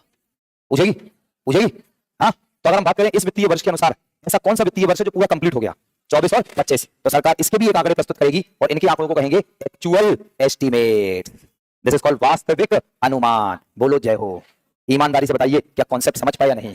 और दोस्तों आज नहीं तो कभी नहीं, याद रखना। क्या ये बात समझ पाए आप लोग कि दोस्तों इसका कमेंट दिखाओ। अमित का बेचारा बहुत देर से 10-15 बार कमेंट कर चुका, तो परेशान है बेचारा, ऐसे क्लिक कर दो मैं देख लूंगा। तो हाँ बस गुरुजी प्रणाम, जब से डॉक्टर भरत सर से क्लास किए हैं तब से इकोनॉमी का सारा क्वेश्चन बन जाता है। अगर ऐसे शिक्षक हर सब्जेक्ट में मिल जाएं तो स्टूडेंट्स को सफल होने से कोई नहीं रोक सकता। कह रहे हैं थैंक यू सो मच, मौज लो बेटा मौज लो। तो दोस्तों बहुत देर से मैसेज कर रहा था बेचारा, मैंने पढ़ देते हैं नहीं तो उसमें चुल इतनी ज्यादा वो करता रहता है। तो थैंक यू बेटे, खुश रहो तुम, मौज लो। तो दोस्तों जरा ध्यान से समझो, मतलब आप समझ गए कि भाई साहब इस बजट के अनुसार देखें तो 1 वर्ष पहले जो वित्तीय वर्ष है इसके वास्तविक आंकड़े हैं और सरकार बजट पेश करने से पहले, फिर से बजट पेश करने से पहले और आजकल एक दिन पहले राइट, एक दिन सरकार लेकर आती है इकोनॉमिक सर्वे, जिसको बोलते हैं आर्थिक सर्वेक्षण। इकोनॉमिक सर्वे में क्या है? इकोनॉमिक सर्वे आर्थिक सर्वेक्षण सुना तो हजारों बार है, ये आर्थिक सर्वेक्षण आया, बोलो जी यस। दोस्तों ध्यान सुनना, बजट पेश होने से पहले, राइट दोस्तों, ये तो बजट वाला दिन है, ये तो बजट आएगा अगले दिन, उससे पहले सरकार ये आंकड़े प्रस्तुत करती है और एक्चुअली इन्हीं के आंकड़ों को बोलते हैं हम economic survey. Economic survey, this is called आर्थिक सर्वेक्षण, आर्थिक सर्वेक्षण। दोस्तों इकोनॉमिक सर्वे, आर्थिक सर्वेक्षण और इकोनॉमिक सर्वे क्या होता है? तो मेरे प्यारे साथियों, इकोनॉमिक सर्वे का मतलब होता है जिसमें सरकार ये बताती है the economic performance of the country. दोस्तों देश की आर्थिक प्रदर्शन, देश का इकोनॉमिक परफॉर्मेंस दोस्तों कैसा रहा, देश का आर्थिक निष्पादन। दोस्तों अगर हम बात करें कि देश की इकोनॉमी कैसी है, everyone on the board please. देश में कृषि क्या रही, देश में उद्योगों का क्या रहा, देश में विदेशी मुद्रा भंडार कितना है, देश की सरकार के पास कितना पैसा आया, कितना पैसा गया, कितना ऋण लिया, कितना घाटा है, इन कितना विदेशी मुद्रा भंडार है। दोस्तों इन सभी चीजों का जिक्र सरकार बजट पेश होने से एक दिन पहले करती है, उसे बोलते हैं इकोनॉमिक सर्वे। और इकोनॉमिक सर्वे में मुख्य रूप से इसकी बातें तो होती हैं, वो तो छोड़ो, मुख्य रूप से जो पिछले साल बजट पेश किया था, लाइक जो फरवरी के पहले कार्य दिवस में, और दोस्तों 1 अप्रैल से लागू हुआ और तकरीबन गवर्नमेंट को जब फरवरी के पहले कार्य दिवस में बजट पेश करना है तो लगभग नवंबर तक या दिसंबर तक, और आजकल तो कंप्यूटराइजेशन है तो कभी-कभी जनवरी तक के भी, तो जनवरी बहुत लिमिटेड, तो नवंबर और दिसंबर, मतलब फिर से सुनना, एक ही बार बोलेंगे और एक ही बार सुनोगे आप, और वो ये कि जय सरकार इस बजट से पहले इकोनॉमिक सर्वे में बेसिकली इस साल का 24-25 का अप्रैल से लेकर नवंबर दिसंबर तक क्या क्या कृषि में किया, कितना घाटा रहा, कितना ऋण लिया, ये सारा जिक्र करती है और उसी को बोलते हैं इकोनॉमिक सर्वे। तो what the economic survey? Economic survey is the blueprint of the economic performance of the country. दोस्तों देश के आर्थिक प्रदर्शन कैसा रहा इसका एक ब्लूप्रिंट है, इसको बोलते हैं आर्थिक सर्वेक्षण। बोलो समझ में आया? और फिर अगले दिन सरकार पेश करती है क्या? बजट। दोस्तों चाहे इकोनॉमिक सर्वे हो चाहे बजट हो, दोस्तों ये काम है इसका, इसे हम बोलते हैं वित्त मंत्रालय का। दोस्तों हमारे हिंदुस्तान में जो वित्त मंत्रालय है इसके अंदर इस मंत्रालय के अंदर 2 डिवीजन हैं, ध्यान सुनना है। एक है बजट डिवीजन नो, एक है इकोनॉमिक डिवीजन और एक है budget division. Everyone on the board please. जो वित्त मंत्रालय है उसमें एक है इकोनॉमिक डिवीजन और एक है बजट डिवीजन, सही है। तो जो इकोनॉमिक डिवीजन है वो इकोनॉमिक सर्वे बनाती है और जो बजट डिवीजन है वो बजट बनाती है। नाउ लुक एट दिस दोस्तों, अगर हम बात करें तो दोस्तों जो वित्त मंत्रालय है इसमें एक डिपार्टमेंट आता है जिसको बोलते हैं DEA, department of economic affairs. बहुत कान खोल के सुन लो, ये बातें पेपर में आती, ज्ञान नहीं दिखा रहे, पेपर की बातें बता रहे। तो दोस्तों वित्त मंत्रालय के अंदर एक विभाग आता है जिसको बोलते हैं डिपार्टमेंट ऑफ इकोनॉमिक अफेयर्स, आर्थिक मामलों का विभाग, डीईए। और डीईए के अंदर दो डिवीजन हैं, एक है बजट प्रभाग, आर्थिक प्रभाग, एक बजट प्रभाग। दोस्तों इसका काम है इकोनॉमिक डिवीजन का क्या बनाना, इकोनॉमिक सर्वे तैयार करना, और इसका काम है बजट डिवीजन का बजट बनाना। इकोनॉमिक सर्वे क्या होता है, ये मैंने कितना अच्छा ज्ञान लिखा आप लोगों के लिए। जो इकोनॉमिक सर्वे है, ध्यान सुनेंगे, economic survey both the houses, Lok Sabha और राज्यसभा, दोनों में जिक्र होता है इकोनॉमिक सर्वे का। यह एक रिपोर्ट है जिसमें सरकार प्रीवियस वित्तीय वर्ष, पिछले वित्तीय वर्ष का आर्थिक प्रदर्शन, इकोनॉमिक परफॉर्मेंस को दर्शाती है। बताया थोड़ी देर पहले। दूसरी बात, यह बजट से पहले पेश होता है। कोई समस्या दोस्तों? नेक्स्ट, इसे भारत के, ये समझ लो आप, चीफ इकोनॉमिक एडवाइजर, जो भारत के मुख्य आर्थिक सलाहकार हैं, वो दोस्तों इसे क्या करते हैं, जो वो इसे सलाहकार तैयार करते हैं, लेकिन इसे पेश करने का काम वित्त मंत्री का ही होता है। पेश कौन करता है? वित्त मंत्री। इतनी बात काफी है, that's all. This is called the budget का फंडामेंटल, और मैं बोलता हूं इसे बजट का इंट्रोडक्शन। दोस्तों अगर मेरी और क्लासेस होती तो कम से कम हम 1-1.5 घंटे बजट का सिर्फ इंट्रोडक्शन ही करते और अगले दिन हम बजट पढ़ाते। लेकिन क्योंकि आपके एग्जाम में इतनी गहराई में उतरेंगे तो तुम्हारा दिमाग खुल जाएगा, उतना खुलना नहीं है क्योंकि बंदी रहेगा, काफी रहेगा, खुल के तो रायता सब बदल जाएगा ना, जब इसमें हिस्ट्री, ज्योग्राफी सब होगी, सब बाहर जाएगी। इसलिए दोस्तों उतना ही पढ़ो जितना काफी है, राइट। तो अगर हम बात करें तो देखो दोस्तों, इसके बाद देखिए ये हो गया आपका इकोनॉमिक सर्वे। हाँ, थोड़ा सा ज्ञान और है मेरे पास इकोनॉमिक सर्वे का, मैं देना चाहता हूं। वर्तमान में एक दिन पहले बजट प्रेजेंटेशन के इकोनॉमिक सर्वे आता है, कोई दिक्कत इसमें? दूसरी बात दोस्तों, 1964 में, हाँ नहीं पहले यहां समझो, जो इकोनॉमिक सर्वे है वो 1950-51 से शुरू हुआ, समझना। बजट तो 1860 से आ रहा है, लेकिन दोस्तों इकोनॉमिक सर्वे पहली बार कब आया? 1950-51 में। यहां मैंने साफ साफ लिखा फर्स्ट प्रेजेंटेशन, साथ में as a part of budget. ये देखो सही है कि बजट के साथ में ही इकोनॉमिक सर्वे लाई 50 और 51 में, और ये 1963 तक बजट के साथ ही आता था, लेकिन 1964 में पहली बार, एवरीवन 1964 में पहली बार ये बजट से अलग हो गया, और आज बजट के एक दिन पहले आता है। That's all. तो दोस्तों मुझे लग रहा है इकोनॉमिक सर्वे आप समझ गए कि क्या है, समझ गए नहीं? कब आता है, कौन तैयार करता है? चीफ इकोनॉमिक एडवाइजर, बोलो जी यस, राइट। और इसे बनाता कौन है? इकोनॉमिक डिवीजन, किसका? डिपार्टमेंट ऑफ इकोनॉमिक अफेयर्स, वित्त मंत्रालय का। अरे बोलो यस, सही है ना। दोस्तों हम थोड़ा सा आगे चलेंगे, ये देखो, ये मैं हटा देता हूं क्योंकि मैंने ये आपको ऑलरेडी बता दिया कि हर साल के बजट में 3 वर्षों का आंकड़ा होता है। जल्दी बोलो यस ना, तो इसकी आपको जरूरत नहीं है, ये हम ऑलरेडी बता चुके हैं। तो देखो बाकी मैं आपको थोड़ा सा दिखाऊंगा कि अगर हम बात करें कि जो बजट है, हाँ, तो मैं आपको, अगर मैं बात करूं कि ये आप ऑलरेडी में बताएं, मैं आपको ना दूंगा ना हटाऊंगा, इसको मैं हटा दूंगा कि बजट का प्रस्तुतिकरण और अनुमोदन, कि बजट को हम जब प्रेजेंट करते हैं, और मैंने कहा लोकसभा में, राज्यसभा में 1 साल 1 महीने तक चर्चाएं होती हैं, बिल पास होते हैं, तो उसके टोटल 6 स्टेप्स हैं और 6 स्टेजेस हैं जिनसे बजट की प्रक्रिया गुजरती है। तो ये प्योरली आप पॉलिटी की क्लास में पढ़ोगे। तो पहले बताओ क्या हो गया है कि होगा, या हो गया है, या तो होगा, या ना तो हुआ है ना होगा। मैं ये जानना चाहता हूं दोस्तों, हो गया? ठीक है दोस्तों, पहले आता है बजट का प्रस्तुतिकरण, फिर आता है जनरल डिस्कशन, आपने पढ़ा होगा आम चर्चा, फिर पढ़ा होगा विभागीय समिति द्वारा जांच। इसमें दोस्तों 24 डिपार्टमेंट में जाता है, फलाना दिमाग बहुत लंबा, economy motion, cut motion, token motion, इतने सारे economy cut, token cut, policy cut पढ़ा होगा आपने। एक विशेष राशि से काट दो बजट को, 100 रुपए कम कर दो, 1 रुपए ही कर दो, ऐसा कुछ पढ़ा होगा। और गिलोटाइन वगैरह ये सब पॉलिटी का काम है, guillotine. Then passing of budget and passing of finance bill. दोस्तों ये आप लोगों के काम का मैं नहीं समझ रहा हूं, तो मैं इसको हटा रहा हूं। और ना आगे देखो दोस्तों, आपने कभी ये सुना होगा इंटरिम बजट, तो मैं थोड़ा सा ये जरूर बताना चाहूंगा। अंतरिम बजट बोलते हैं हिंदी में, अंतरिम बजट क्या बोलते हैं? सुनेंगे क्या आप लोग? पक्का पढ़ेंगे क्या? नहीं सुनेंगे, पढ़ेंगे नहीं, पढ़ेंगे तो सुन नहीं पाएंगे। पहले मुझे पूरा सुनो, चोरी करने की कोशिश मत करना, क्या लिखा है पीछे। दोस्तों पहले मुझे चुपचाप सुनो, इंटरिम बजट, अगले 2 मिनट बस। जैसे मान लो दोस्तों 2024 में चुनाव हुए, 2024 में, सही है। अब दोस्तों जब 2024 के चुनाव हुए तो आप मुझे एक बात बताना बस, कि मई जून में चुनाव होने थे, मतलब अप्रैल मई जून में चुनाव होने थे, हाँ, और फरवरी के पहले कार्य दिवस पर बजट आना था। अगर फरवरी के पहले कार्य दिवस पर बजट आ जाता, जो 1 अप्रैल 2024 से 31 मार्च 2025 तक लागू होता, तो अगर बीजेपी की सरकार बजट पेश कर रही थी, क्योंकि बीजेपी थी, और अगर मान लो दोस्तों बीजेपी की गवर्नमेंट आ जाती, जैसे आई भी है, तब तो कोई दिक्कत नहीं होती, उसी ने बजट पेश किया था, और वो 31 मार्च 2025 तक अपने द्वारा पेश किए गए बजट को लागू और चलता रहता, कोई समस्या? लेकिन आप मुझे एक बात बताएं, और आप बात मुझे ये बताएं कि भाई साहब अगर बीजेपी की सरकार नहीं आती और इंडिया अलायंस जीत जाती, तो क्या India alliance, Congress and all, 31 मार्च 2025 तक बीजेपी के द्वारा पेश किए गए बजट को फॉलो करती है? तो फिर रायता फैल जाता। तो इलेक्शन ईयर में क्या प्रावधान है बजट का? सुनिए, इलेक्शन ईयर में बजट का प्रावधान, कि जो रूलिंग गवर्नमेंट है वो फरवरी के पहले कार्य दिवस पे ही, पहले फरवरी के अंतिम, अब पहले, तो फरवरी के पहले कार्य दिवस पे ही एक शॉर्ट टर्म के लिए बजट लेकर आती है, अल्पकालीन समय के लिए, till the new government forms and present the budget, जब तक कि नई सरकार नहीं बन जाती है और बजट पेश नहीं होता है। आई hope you got the point. और इसको बोलते हैं इंटरिम बजट, हिंदी में अंतरिम बजट। सो अंतरिम बजट का मतलब आप समझ गए, एक छोटा सा बजट, और वो भी 2-3 महीने का बजट मैक्सिमम। बोलो यस, जैसे आ गया फरवरी में, अप्रैल में लागू होगा, अप्रैल मई जून के लिए, और जुलाई में नया बजट फिर से पेश होगा। और दोस्तों इलेक्शन ईयर में फिर 2 बजट आएंगे, फरवरी के पहले कार्य दिवस पर अंतरिम बजट, और जब सरकार बन जाएगी तो जुलाई के मिड या जुलाई के एंड तक पूरा वार्षिक बजट। बोलो जय हो। क्या कॉन्सेप्ट सीख गए? पक्का? सही है, that is called interim budget. दोस्तों एक वो मिट गया, अब मैं वापस भी नहीं ला सकता, ऑलरेडी मैं पढ़ लेंगे, पढ़ा भी आपने, मैं बस उसको कनेक्ट करूंगा अपने इस डिस्कशन से। दोस्तों वहां पे आपने पढ़ा है पॉलिटी, मैंने 6 स्टेजेस बताई, तो उसमें एक स्टेज होता है जिसको कहते हैं demand for grants, vote on demands for grants, मांग अनुदान पर मतदान। जल्दी बोलो, पढ़ा है? मांग अनुदान पर मतदान, मांग अनुदान पर मतदान, voting on demands for grant. मैं बताऊं 7 या 6 चरण बताए थे आपको, कि presentation of budget, passing of ये स्क्रूटनी, उसी में एक स्टेप है जिसको बोलते हैं डिमांड, नहीं, voting on demands for grant, मतलब मांग अनुदान तो मैं आपको बता रहा हूं कि मांग अनुदान, demands for grants and vote on account, लेखा अनुदान में क्या अंतर है। अगर आपको सुनना है, सीखना है तो सुन लो मुझे, अगले 2-3 मिनट में जीवन भर का ज्ञान मिलेगा। और मैं आपको पहले भी बता चुका कुछ ऐसी बातें जो मैंने अपने खुद के एक्सपीरियंस से सीखी और जो मैं आपको बताता हूं, और बहुत सीरियस और इंपॉर्टेंट बातें हैं। और वो दोस्तों ये कि कॉम्पिटिटिव एग्जाम में असफलता का एक बहुत बड़ा कारण क्या है कि जैसे हम 15 वर्षों तक पढ़ाई करते आए वैसी ही पढ़ाई हम अभी भी करते हैं। भाई 15 वर्षों तक आपने कैसी पढ़ाई करी तुम्हें पता ही नहीं है, ये तो अपन बताएगा ना, पता तो है लेकिन सिर्फ दिखाएगा अपन आपके दिमाग में, एक बार फिट कराएगा। 15 साल तक कैसी पढ़ाई करी टिल योर ग्रेजुएशन, 12 3 15 दोस्तों कैसी पढ़ाई करी, पढ़ो पेपर दो और भूल जाओ, जल्दी बोलो हाँ। क्या यही हमने अपने दिमाग को कमांड दे रखी थी कि पढ़ो, और हम एक सेट मंथ तक और डेट शीट आने के बाद दोस्तों तो पता नहीं है कि अपना यहाँ कितना बड़ा कंप्यूटर ब्रेन फिट है दोस्तों, तो हमने एक डेट शीट देखने के बाद तो हमने उस सब्जेक्ट को एक डेडलाइन की कमांड दे दी दिमाग को कि अब जो मैं इस किताब में पढ़ रहा हूँ ये सिर्फ इस तारीख को और 2 से 5 में पेपर है, सिर्फ 2 से 5 तक के लिए पढ़ रहे हैं। और दोस्तों देखना सेम पेपर मैं आपको दोबारा दे दूं 7 बजे शाम को, तो बेटा आप करो, तुमने सवाल भी देख लिए, तुमने लिख भी दिए सवाल के जवाब, लेकिन बेटा उतनी इंटेंसिटी के साथ तुम लिख ही नहीं पाओगे दोबारा उसे, बोलो जी यस। और बेटा हमारे स्टूडेंट जब कोचिंग में आते हैं तो चूंकि 15 वर्षों से किसी की टेढ़ी है तो 2-4-6 महीने में सीधी तो होगी नहीं, टेढ़ी तो टेढ़ी रहेगी, व्यवहारिक बात है, टेढ़ी तो टेढ़ी रहेगी भाई। अगर 2-3 महीने में सीधी होने लगे तो काम हो जाए। और दोस्तों वही टेढ़ी जिसकी सीधी नहीं होती उसका कभी सिलेक्शन नहीं होता, और जिसकी वही टेढ़ी जितने जल्दी सीधी हो जाती उसका उतने जल्दी सिलेक्शन हो जाता। अर्थात ये कि यहाँ जो हम पढ़ रहे वो हम पता नहीं कब तक के लिए पढ़ रहे हैं दोस्तों, ये तो हमें को नहीं पता। मुझे लग रहा तुम समझ गए मैं क्या कह रहा बेटा। इसलिए असफलता के बहुत बड़े कारण है दोस्तों कॉम्पिटिटिव एग्जाम्स में। अगर हर एक सिंगल स्टूडेंट डॉक्टर भरत की बात सुन ले ना, उसे फॉलो कर ले, उसका सिलेक्शन जल्दी हो जाएगा।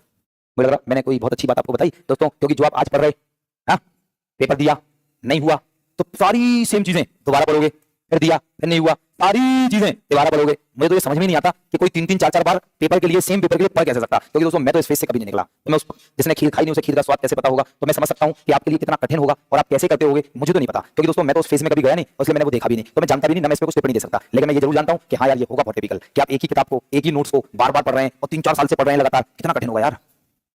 तो हम अपने स्टूडेंट्स को पहले ही बताते कि भाई जो ऐसा जरूरी थोड़ा है कि जब मुझे ठोकर लगेगी चोट लगेगी तब मैं समझूंगा चोट का दर्द क्या होता है। हम लोग तो दोस्तों हमारे अगल बगल वालों को ठोकर लगती है, हम उनके दर्द से भी समझ जाते हैं कि भाई इसका दर्द ऐसा होता है, नहीं करना है दोस्तों। तो भाई आप लोगों को मैं बार बार बोलता एक ही बार पढ़ लो ना यार, पूरी शिद्दत से, पूरी एनर्जी से दोस्तों, जी जान लगा के एकदम रगड़ दो, एक बार में ऐसा पढ़ लो दोबारा पढ़ना ही ना पड़े।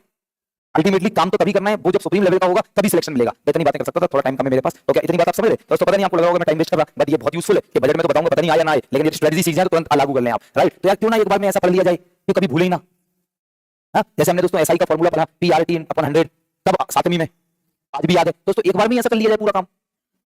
मेरे आप समझ रहे, खैर आप थोड़ा शिद्दत से पढ़ो कि दोस्तों जैसे आपको सेम चीज बार-बार ना करनी पड़े। और मैं तुम्हारी जगह होता तो मैं तो इतनी एनर्जी ठोक देता दोस्तों कि एनर्जी भी पछताती कि कहां आ गए। तो और क्यों ऐसा करता, क्योंकि तुम्हें कुछ दिखता नहीं है जो मुझे दिखता है कि मान लो तुम्हारी पहले महीने की सैलरी 80,000 है, मान लो मोटा-मोटा, मान लो इतना तो मिलता ही हो दोस्तों, 70-80,000। अरे नहीं भाई साहब 1 लाख प्लस हो जाएगी 8वें वेतन आयोग के बाद, देखते जाओ भी तुम लोग, कमाने ऐसा। तो मान के चलो 80,000 है, 7 तब आएगा ना, हाँ तो मान लो 60-50,000 है दोस्तों, 60 लेके चलो, 12×6 = 72 है दोस्तों। इस बार 10 लाख ले लो पूरा दोस्तों, 10 लाख रुपए साल के आएंगे और 2 साल बाद सिलेक्शन होगा तो 20 लाख का नुकसान हो गया।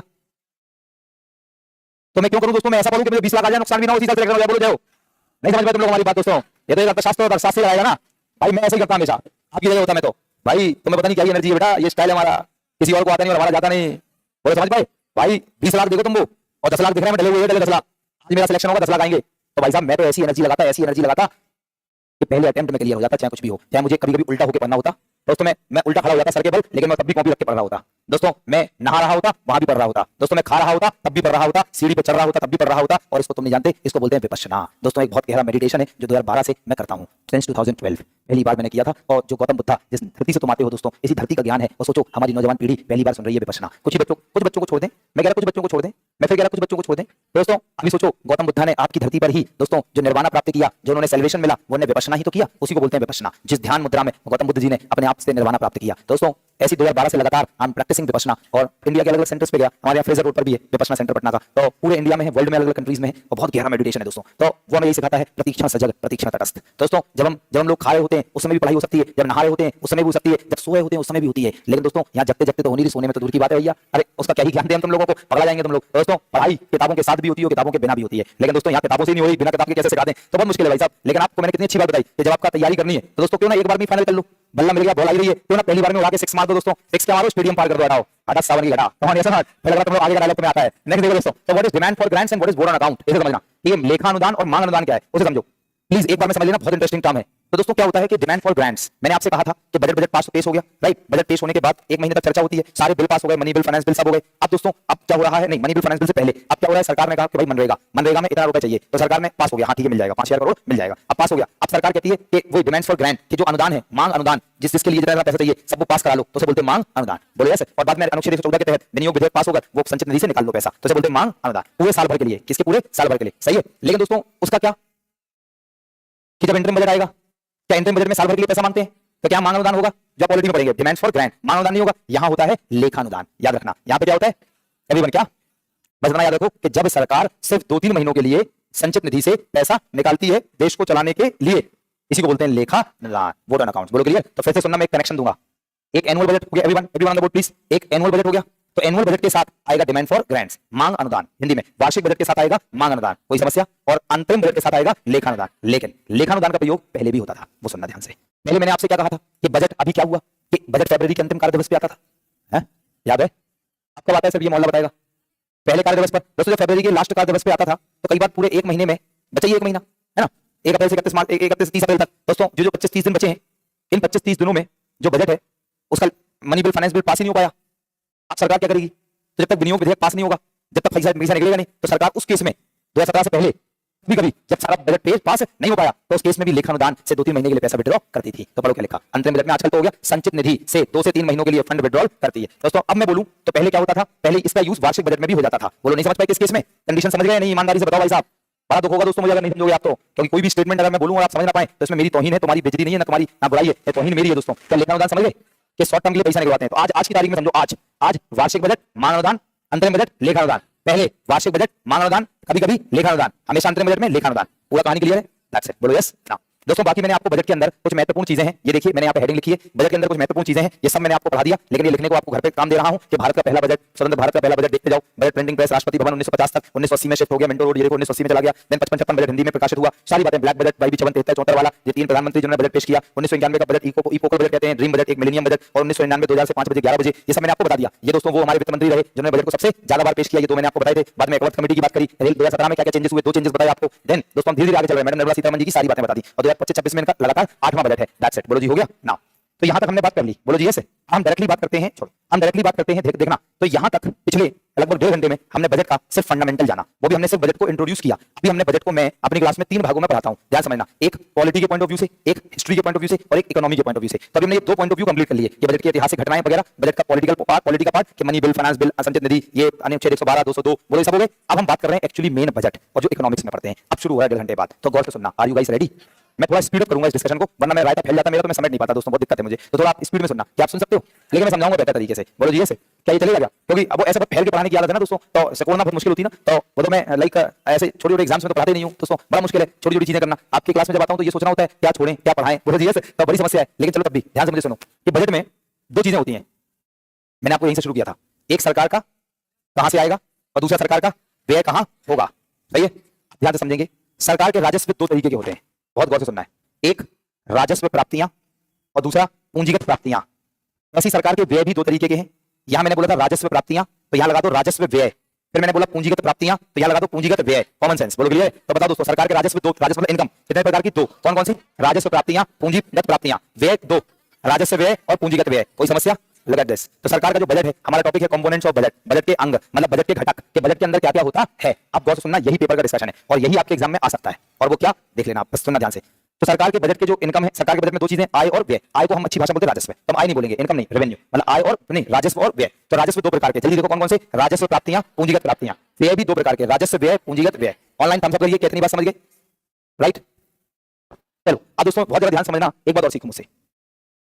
आप दोस्तों ये 4 नए शब्द मिले कि सरकार के पास 2 स्रोतों से पैसा आता है, और 2 स्रोतों में राजस्व प्राप्तियां, पूंजीगत प्राप्तियों से आता है, और राजस्व व्यय और पूंजीगत व्यय में जाता है। Thank you online, thank you. अब और सुनो मुझे ध्यान से, सारे लोग बहुत कंसंट्रेट करो ना दोस्तों।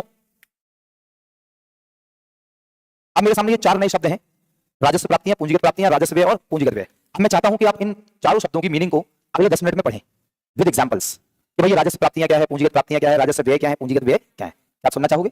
चलो गेट रेडी फॉर दैट। देखो दोस्तों, 2 वर्ड सीखो आप, पहले 2 वर्ड सीखो प्लीज। एक वर्ड है एसेट्स और एक वर्ड है लायबिलिटीज। क्या ही हिंदी में रखा है दोस्तों, बाकी इसको हम कहेंगे एसेट्स को परिसंपत्तियां और लायबिलिटीज को देता। लेकिन अब समस्या ये है कि जब तुम्हें देता भी नहीं पता हिंदी का और लाइबिलिटी अंग्रेजी का भी नहीं पता, तो अंग्रेजी में पढ़ लो लाइबिलिटीज, क्योंकि पेपर में लिखने को तो आएगा नहीं, टिक करने को आएगा, और वो भी ये भी कभी नहीं आएगा दोस्तों। इसलिए और थोड़ा स्मार्ट बनो दोस्तों, जनरेशन के साथ चलो आगे आगे, नहीं समझ रहे? नहीं तो दोस्तों गरीब पैदा हुए गरीब मर जाओगे। इसलिए दोस्तों संकल्प लो अपने आप से, गरीब पैदा तो हुए लेकिन गरीब मरेंगे नहीं, है कि नहीं? और देश से साथ कदम मिला के चलेंगे। देश जा रहा है अंतरिक्ष पे, तुम पढ़े देता पर, क्या देता लिखो सर, लाइबिलिटी हमें पसंद नहीं है, राइट? हम तो हिंदी माध्यम के छात्र हैं। मैं जाता दोस्तों पर्सनालिटी कैसे डेवलप होगी आपकी, तो चलिए खैर, एसेट्स परिसंपत्ति लाइबिलिटीज देता। एसेट्स और लाइबिलिटी को समझो आप मेरे स्टाइल से। एसेट और लाइबिलिटी क्या होता है? जैसे आपके पिताजी के पास जो घर है, गाड़ी है, जो जमीनें हैं, जो सोना है, चांदी है, वो उनके, राइट? अब मेरे स्टाइल से समझो कि जो जैसे आप बेचो, मतलब जो जाए और पैसा आए, उसे एसेट बोलता हूं मैं। केजीएस के लिए ये कैमरा, ये एसी, ये बोर्ड एसेट है। बेचो आपके पापा की जमीन, पैसा आएगा, सोना बेचोगे पैसा आएगा, गाड़ी बेचोगे पैसा आएगा, उसे बोलते हैं एसेट। लायबिलिटीज का मतलब है कि आपके पापा ने, आपने या मैंने बैंक से उधार लिया, या दोस्त से उधार लिया, किसी रिश्तेदार से उधार लिया, जो हमें वापस देना है, that is called liability. Everyone, that is called, मतलब जो जाए और पैसा भी जाए, जो जाए और पैसा भी जाए, दैट इज, और जो जाए लेकिन पैसा आए, दैट इज। दोस्तों जितने भी मोड़ा हैं, जो अपने माँ बाप के लिए एसेट है, नहीं समझे? ये जाएंगे ब्याह करने और पैसा लेके आएंगे, बताओ दोस्तों एसेट हुए। और जितनी भी मोड़ियां बैठी जे बेचारी अपने माँ बाप के लिए ये जाएंगी भी और पैसा भी जाएगा। तो I hope you got the point कि what is asset and what is liability, बोलो समझिए? सही है। लेकिन दोस्तों माफ करना, मोड़ियां स्पेशली मेरा विचार नहीं है, ये जनरली हमारे सामाजिक अवधारणा है, ऐसा बिल्कुल भी नहीं है। ये मत सोचना कि क्या कह रहे हैं, बोझ छोड़ना लायबिलिटी अपने माँ बाप के लिए। लेकिन दोस्तों आपने भी अपने माँ बाप से ही, अपने समाज में हमेशा बात करते सुना होगा, आपके घर वाले मम्मी पापा बोलते होंगे, बस यही मोड़ी रह गई हमारी, जाको ब्याह हो जाए, ऐसे लगे गंगा नहा लो हमने। दोस्तों बताओ दोस्तों, ऐसे सुनो, सुनिए ऐसी बात, इसका मतलब बताइए, यू आर ऑल लायबिलिटीज। दोस्तों बोलो यस, क्या करें बेचारे हैं। तो क्या एसेट और लायबिलिटी का कांसेप्ट समझ में आया? चलो अब मैं आप लोगों को बताऊंगा कि आजकल उल्टा हो रहा है। ये जो मोड़ा है, जो लायबिलिटी बन रहे, इतने बड़े बड़े मोड़ा माँ बाप के ऊपर वहां बैठे दोस्तों, उनके ऊपर तो लायबिलिटी तो हुई तुम लोग अपने बाबा के लिए, ज्यादा खुश मत हो। और दोस्तों कल को इनका ब्याह होगा, ये अपनी अपनी लड़ाई को लेके अलग रहने लगेंगे, और माँ बाप को जो सबसे ज्यादा समस्या होगी, तो सबसे पहले मोड़ियां पहुंचेंगी, इनका सॉफ्ट हार्ट होता है। और दोस्तों तो असली एसेट कौन हुआ? गर्ल्स। थैंक यू बोलो दोस्तों मुझे, यस राइट। तो दोस्तों अगर तुम्हें भी एसेट बनी रहना है, तो बेटा लड़ाई को लेके अलग रहने का नहीं, माँ बाप के साथ रहने का। बोल, ये लोग चाहे जितना कहें अलग रहो, तुम्हारी उल्टा माँ मुझे बिल्कुल नहीं जमती, तो कहना भाई देखो तुम्हारे लिए जैसी भी हो, मेरी तो माँ है और मैं साथ में रहूंगा। कौन ऐसा नहीं समझेगा दोस्तों, घर घर की यही कहानी है। चलो खैर, हम एसेट और लायबिलिटी के माध्यम से, बस हम एसेट और लायबिलिटी के माध्यम से इन 4 शब्दों को सीखेंगे। 4 शब्दों को मैं बाद में सिखाऊंगा। पहले मैं राजस्व का एसेट और लायबिलिटी के साथ संबंध सिखाऊंगा दोस्तों, राइट? पहले मैं एसेट और लायबिलिटी का और रेवेन्यू का संबंध सिखाऊंगा, मतलब राजस्व का और एसेट और लायबिलिटी का रिलेशन क्या है। बहुत गौर से सुनेंगे दोस्तों। Are you guys ready? चलो ये मैं बाद में बताता हूं, पहले आपको पैसे कमाने के कुछ तरीके सिखाता हूं। आज मेरा मूड बहुत अच्छा है, बोलो दोस्तों सीखना चाहेंगे क्या? मैंने कहा पैसे कमाने के तरीके से, इसकी शकल देखा दोस्तों, क्या तो आनंद आ गया, दोस्तों देख रहे हो, जोश में आ गई भाई। जब मैं पढ़ा रहा था राजस्व बात पूंजी पता ऐसे मुंह बना के बैठी, यार ये क्या हुआ? मैंने कहा आज मैं पैसे कमाने के 2 तरीके सिखाऊंगा, मूड बहुत जबरदस्त है मेरा। क्या यार जाओ दोस्तों सीखा, क्या इसी का तो इंतजार था कई समय से। तो भाई देखिए, तो दोस्तों पैसे कमाने के 2 तरीके और बहुत सिंपल सॉलिड, आज ही कमा लोगे। बताओ दोस्तों सिखाऊं क्या? बोलो सिखाएं क्या दोस्तों? है सब लोग दोस्तों सोच रहे हैं कहां बजट बजट की बातें कर रहे हैं सर, यही पहले सिखाना था दोस्तों। तो भाई पैसे कमाने के 2 तरीके और पैसा ही पैसा होगा आपके पास। और फिर आप कहोगे पैसा पैसा क्यों करती है, पैसे पे तू, बोलोगे क्लियर है? तो आज आपको सिखाते हैं पैसे कमाने के 2 तरीके, और इतना बढ़िया तरीका कि क्लास के तुरंत बाद पैसा आएगा। है सही है क्या भाई? अर्थशास्त्र शिक्षा को तो कुछ तो और ज्ञान दे भी दूं, जैसे कम से कम दोस्तों तुम लोग भी गरीबी आदि दूर कर लो। बोलो ऑनलाइन सीखना चाहते हैं क्या? ये देखिए कितने मस्ती में आ रहे भाई साहब, सब कह रहे हैं सर बताइए जल्दी जल्दी देखिए। एक जना तो कह रहा सर जल्दी बताओ ना सर, राइट? तो जल्दी बताओ ना सर, तू आगे यहाँ देखो दोस्तों। तो अगर मैं बात करूं पैसे कमाने के 2 तरीके, बोलो सिखाऊं? बेटा पढ़ लो, आगे बाद में सिखा देंगे, राइट? है कह रहे दिल मत तोड़ो सर, सिखा दो दोस्तों। पहले ये 4 शब्द पढ़ लो, फिर सिखा देंगे, राइट? चलेगा क्या? कह रहे साहब तो मन ही नहीं लगेगा, राइट? तो दोस्तों चलो सिखा देते हैं। पैसे कमाने के 2 तरीके और एकदम सिंपल सॉर्टेड, और इतना अच्छा तरीका कि मैं भी यूज करता हूं। और सबसे पहला तरीका है कि आपके घर में जो भी एसेट हो, घर गाड़ी सोना चांदी बेच दो। आपके घर में कैसा लगा दोस्तों? तो आपके घर में जो भी एसेट्स हैं, बोतल वोतल सब फेंक रही भाई साहब, कह रही दोस्तों। अब बताइए कि आपके घर में जो भी एसेट है, घर गाड़ी सोना चांदी सब बेच लो, एसेट को कम कर लो, राजस्व आ जाएगा। बोलो जय हो। ये अच्छा नहीं लगा? चलो दूसरा तरीका, सीरियस तरीका बताते हैं, छोड़ो सीरियस तरीका बताते हैं। क्या पहले तो मुझे बताओ एसेट कम करने से पैसा आएगा कि नहीं? तरीका अच्छा नहीं लगा वो बात अलग है। दूसरा और सिंपल तरीका बताते हैं, अपने किसी दोस्त या पड़ोसी के पास जाओ, कुछ पैसा उधार ले लो, और मेरा सजेशन है जब तक मत चुकाओ जब तक वो घर पे आके पापा को ना बता दे। बोलो सही है कि नहीं? तो यदि आप अपनी लायबिलिटीज देता को बढ़ाते हो तो पैसा आएगा। बोलो यस। दोस्तों पैसा कमाने का कोई शॉर्टकट तरीका नहीं है। अगर कोई शॉर्टकट तरीका होता तो इतने बढ़िया रोमांटिक मौसम में मैं अपनी बिना बीवी के यहाँ पटना में रह रहा होता। बोलो समझ में आया दोस्तों आपको? है पैसे कमाने का कोई और तरीका होता तो मैं दोस्तों इतने बढ़िया मौसम को छोड़कर तुम लोगों के साथ पढ़ा रहा होता दोस्तों यहाँ। तो समझ गया आप लोग? बोलो ये समझ। तो पैसा कमाने का कोई शॉर्टकट तरीका नहीं है दोस्तों मेहनत से ही पैसा आता है और मेहनत से ही आना चाहिए। बोलो यस। कल को तुम सरकारी विभाग में जाओगे तो खूब पैसा खाओगे, लेकिन याद रखना आज 2025 में डॉक्टर भरत की बात, जितना भी पैसा खाओगे गलत तरीके से उसका 2 गुना या अगली जनरेशन पर निकाल दोगे। तो वो तुम्हारे ऊपर है कि तुम्हें खाना है, सिस्टम का हिस्सा बनना है या नहीं बनना है। बोलो जी यस। नहीं तुम बनोगे, बनना नहीं है कि तुम अपने आप ही बन जाओगे। पैसा होता ही ऐसा है दोस्तों, पैसा होता ही ऐसा है, उसमें तुम्हारी कोई गलती नहीं, तुम अपने आप को रोक भी नहीं पाओगे। लेकिन हर बार याद रखना कि कुछ उसमें ऐसा भला करते रहो कि जो तुम्हारी अगली पीढ़ी को, तुम्हारे जो बच्चे होंगे उन पर वो ना निकले। क्योंकि दोस्तों ये मेरा अनुभव है कि दोस्तों जिनका बाप जितना ज्यादा डैश होता है उनकी औलादें उससे भी ज्यादा डैश होती हैं। क्योंकि हम तो पुलिस विभाग से ही हैं और हम क्या ही बताएं, लेकिन हमारे पापा पीएससी में थे। लेकिन पीएससी बोले तो हम लोगों के पिताजी की 1 भी रुपए की ऊपरी कमाई नहीं होती, क्योंकि जो पीएससी वाले होते हैं वो तो या तो जंगल में नक्सलाइट को चल रहे होते हैं या फिर बीबीआईपीस की ड्यूटी में रहते हैं। लेकिन जहां तुम जाने वाले हो तो हम लोग सिविल पुलिस में रहोगे, डायरेक्ट पब्लिक डीलिंग होगी तुम्हारी, खूब पैसा आएगा दोस्तों, इतना पैसा आएगा कोई क्या ही करे, आएगा। लेकिन खाना मैं मना नहीं कर रहा, लेकिन कुछ अच्छे काम भी करते जाना, परोपकारी काम, लेकिन कभी खाना तो उन लोगों से खाना जिनसे तुम्हें खाना चाहिए। दोस्तों एक बहुत बुरी बात होती है कि 70-80 हजार कमाने वाला एक अधिकारी दोस्तों एक रिक्शे वाले से 50 रुपए मांग रहा होता है। तो दोस्तों ये बहुत बुरा है, और वो 50 रुपए तुम्हारे 5 लाख के बराबर निकलेंगे कभी ना कभी। तो ये मेरा पर्सनल सजेशन है जो अपने स्टूडेंट को सिखाता हूं। कौन जहां मौका मिले वहां जरूर खाओ दोस्तों। गरीब रहना है नहीं है, अमीर बनना है, याद रखना, लेकिन सही तरीके से। क्या मेरी बात समझ में आई आपको? मैं बिल्कुल नहीं कह रहा करप्शन मत करना, अगर उल्लू हो गया नहीं करोगे जरूर करना दोस्तों, लेकिन दोस्तों जहां मौका हो वहीं करना। क्या बात समझ में आई? आपने देखा दोस्तों एक पुलिस वाले ऐसे रिक्शे वालों से पैसा ले रहे हैं, दोस्तों ये नहीं बनता कि आपको जहां खाना हो, जैसे मान लो कोई हाई प्रोफाइल केस आ गया उसको दबाना है तो लाओ 50 लाख एम करो दोस्तों, हाई प्रोफाइल केस को दबा दो, क्या दिक्कत है? बाद में देखा जाएगा दोस्तों। मान लो पूरी जीवन में तुम 1 करोड़ नहीं कमा पाते, फंस भी गए तो क्या हुआ, 1 करोड़ तो मिल गया, छोड़ दो नौकरी, उसके बाद नहीं मिलेगा तो तरीका समझो यार। अरे बोलो ऐसा अधिकारी भी बनना है, बिल्कुल इंटेलिजेंट ऑफिसर नहीं मिलेगा, ऐसे तो ना हमारे स्टूडेंट्स होते हैं। बोलो ये कोई बड़ा रिच आदमी का कोई केस तुम्हारे हवाले आ गया, अरे बोलो ऐसे आलो से 10-12 लाख रुपए क्या फर्क पड़ेगा? नहीं मिलेगा, आदमी तो करके आया हो बेचारा, ठीक नहीं? आपको कांड किया तो उसे बचाना भी तो है, तुमने एक काम तो किया उसको बचा लिया, इनसे काम करो दोस्तों। ये 10-10, 20, 100-200 रुपए खा रहे बेचारा वो आदमी गरीब है, उससे क्या ही करना, उनकी तो और मदद करो दोस्तों, 100-200 रुपए दे दो उन्हें, देखो कितनी दुआएं देगा तुम्हें। कौन ऐसा? चलो ऐसे होते हैं हमारे स्टूडेंट, क्या बात समझे? पैसे कमाने का तरीका सिखा रहे थे, सीखा है क्या? पहले नौकरी लो फिर कमाना, राइट दोस्तों? ध्यान देखो everyone on the board please. सरकार के पास राजस्व सिर्फ 2 तरीकों से आता है ना फोकस, या तो परिसंपत्तियों को कम करके या तो लायबिलिटीज को बढ़ा के। बताओ किसी को कोई समस्या? पक्का? आइए देखिए, राजस्व प्राप्तियां सरकार की वे प्राप्तियां हैं, सरकार के वे रेवेन्यूज हैं, सरकार की वे इनकम है जिसमें सरकार के पास पैसा तो आएगा लेकिन ना तो एसेट कम होगा, और ये एसेट कम और ना तो liability cross. This is called राजस्व प्राप्तियां। ये तो रही सिर्फ इसकी मीनिंग, अभी इसके बारे में बहुत ज्ञान मिलेगा, पेशेंस रखिए। फिलहाल मीनिंग समझ में आ गई या नहीं? फिर रात देखो मैंने फिर से मैडम बाहर सीधे रास्ते से क्यों सर? इसीलिए फर्स्ट टाइम बाहर जाएंगे आप, इट्स नॉट अ टाइम 3:41 रखा। Thank you so much. Now दोस्तों राजस्व प्राप्तियां क्या होती हैं? तो राजस्व प्राप्तियों का मतलब है फिर से सरकार लोग दोस्तों, एक होता है एसेट, एक होता है लायबिलिटी। फिर से तो राजस्व 2 तरीकों से आता है, या तो एसेट को कम करके या लायबिलिटीज को बढ़ाकर। कोई समस्या ना? और बॉयज यहां देख लो दोस्तों, क्या मिल रहा है वहां देखकर दोस्तों, एसेट को कम करके लायबिलिटीज को बढ़ाकर। राजस्व प्राप्तियां मतलब क्या है? सरकार के वे सारे रेवेन्यूज जो सरकार के पास आए लेकिन उससे ना तो एसेट और ना लायबिलिटी बढ़े, दैट इज कॉल्ड राजस्व प्राप्तियां। बोलो समझ गए क्या मतलब है? होल्ड करके रखो, अभी बताया जाएगा। यहां देखो पूंजीगत प्राप्तियां, मैंने कहा राजस्व 2 तरीके से आते हैं, इतने बार बोल रहे हैं दिमाग में घुस जाना चाहिए कि आंख बंद करके कि राजस्व मतलब एसेट को कम और लायबिलिटी को ज्यादा, ऐसे दिमाग में सेट। बोलो यस। लेकिन जब सरकार के पास या तो मैंने बोला या तो एसेट को कम करके पैसा आए या फिर लायबिलिटी, या ये देखो या और या लायबिलिटीज को बढ़ा के आए, टिक, इन दोनों में कोई एक काम, दैट इज कॉल्ड पूंजीगत प्राप्तियां। ये तो सिर्फ मैं मीनिंग बता रहा हूं अभी, शब्द की मीनिंग। तो राजस्व प्राप्तियां और पूंजीगत प्राप्तियां ईमानदारी से बताया जाए, क्या सभी स्टूडेंट्स को समझ में आ गया? पक्का? गवर्नमेंट के खर्चे। अब मैं दोस्तों एसेट और लायबिलिटी के साथ, everyone on the board, asset और लायबिलिटी के साथ मैं अब व्यय को संबंध दिखाऊंगा, व्यय का संबंध। यहां मैंने दिखाया था राजस्व का संबंध, अब मैं व्यय खर्च। और यहां मुझे सुनने वाले जितने भी स्टूडेंट्स हैं, इनमें से जो एक्स्ट्रा स्मार्ट स्टूडेंट्स हैं जिनका इसी साल होगा, वो मैं क्या बोलने वाला हूं वो पहले ही समझ गए, और जो समझ गए उनकी रीजनिंग बहुत अच्छी है, उनका कॉमन सेंस बहुत अच्छा है, और उनका सिलेक्शन भी कोई नहीं रोक पाएगा। और जो आज समझ गया वो देखना लिस्ट में नाम भी होगा। दोस्तों देखिए, खर्चा और एसेट और लायबिलिटी का संबंध थोड़ा दिमाग लगाना होता है। जो टीचर से एक कदम आगे बढ़ते चलता है दोस्तों वो हमेशा सफल रहता है। देखिए कभी भी ऐसा शिक्षक मिलेगा कि जो कहेगा हमसे भी आगे चलो, दोस्तों टीचर कहते आगे आगे मत भागो, हम कहते जितना आगे चल पाओ चलो, दम तो होनी चाहिए तुम्हारी, और इसका मतलब है तुम्हें सेंस बहुत अच्छा है। दोस्तों बताओ कितने लोग समझ पाए मैं क्या बात करने जा रहा हूं? समझ पा रहे हैं? कि देखो मेरे पास 20 लाख रुपए, या आप लोगों के पास 20-20 लाख रुपए, बोलो यस। अगर आप खर्च करोगे, गोल्ड खरीदोगे, जमीन खरीदोगे, तो बताओ आपकी परिसंपत्तियां बढ़ जाएंगी। क्या यही हो रहा है कि जब हम खर्च करते हैं तो हमारे एसेट बढ़ते हैं? दूसरा, मान लो दोस्तों हमने किसी से उधार ले रखा है और हमने अब अपने पैसे क्या किए? खर्च। एवरीवन पैसे क्या किए? खर्च। तो हमारी लायबिलिटीज क्या हो गई? कम।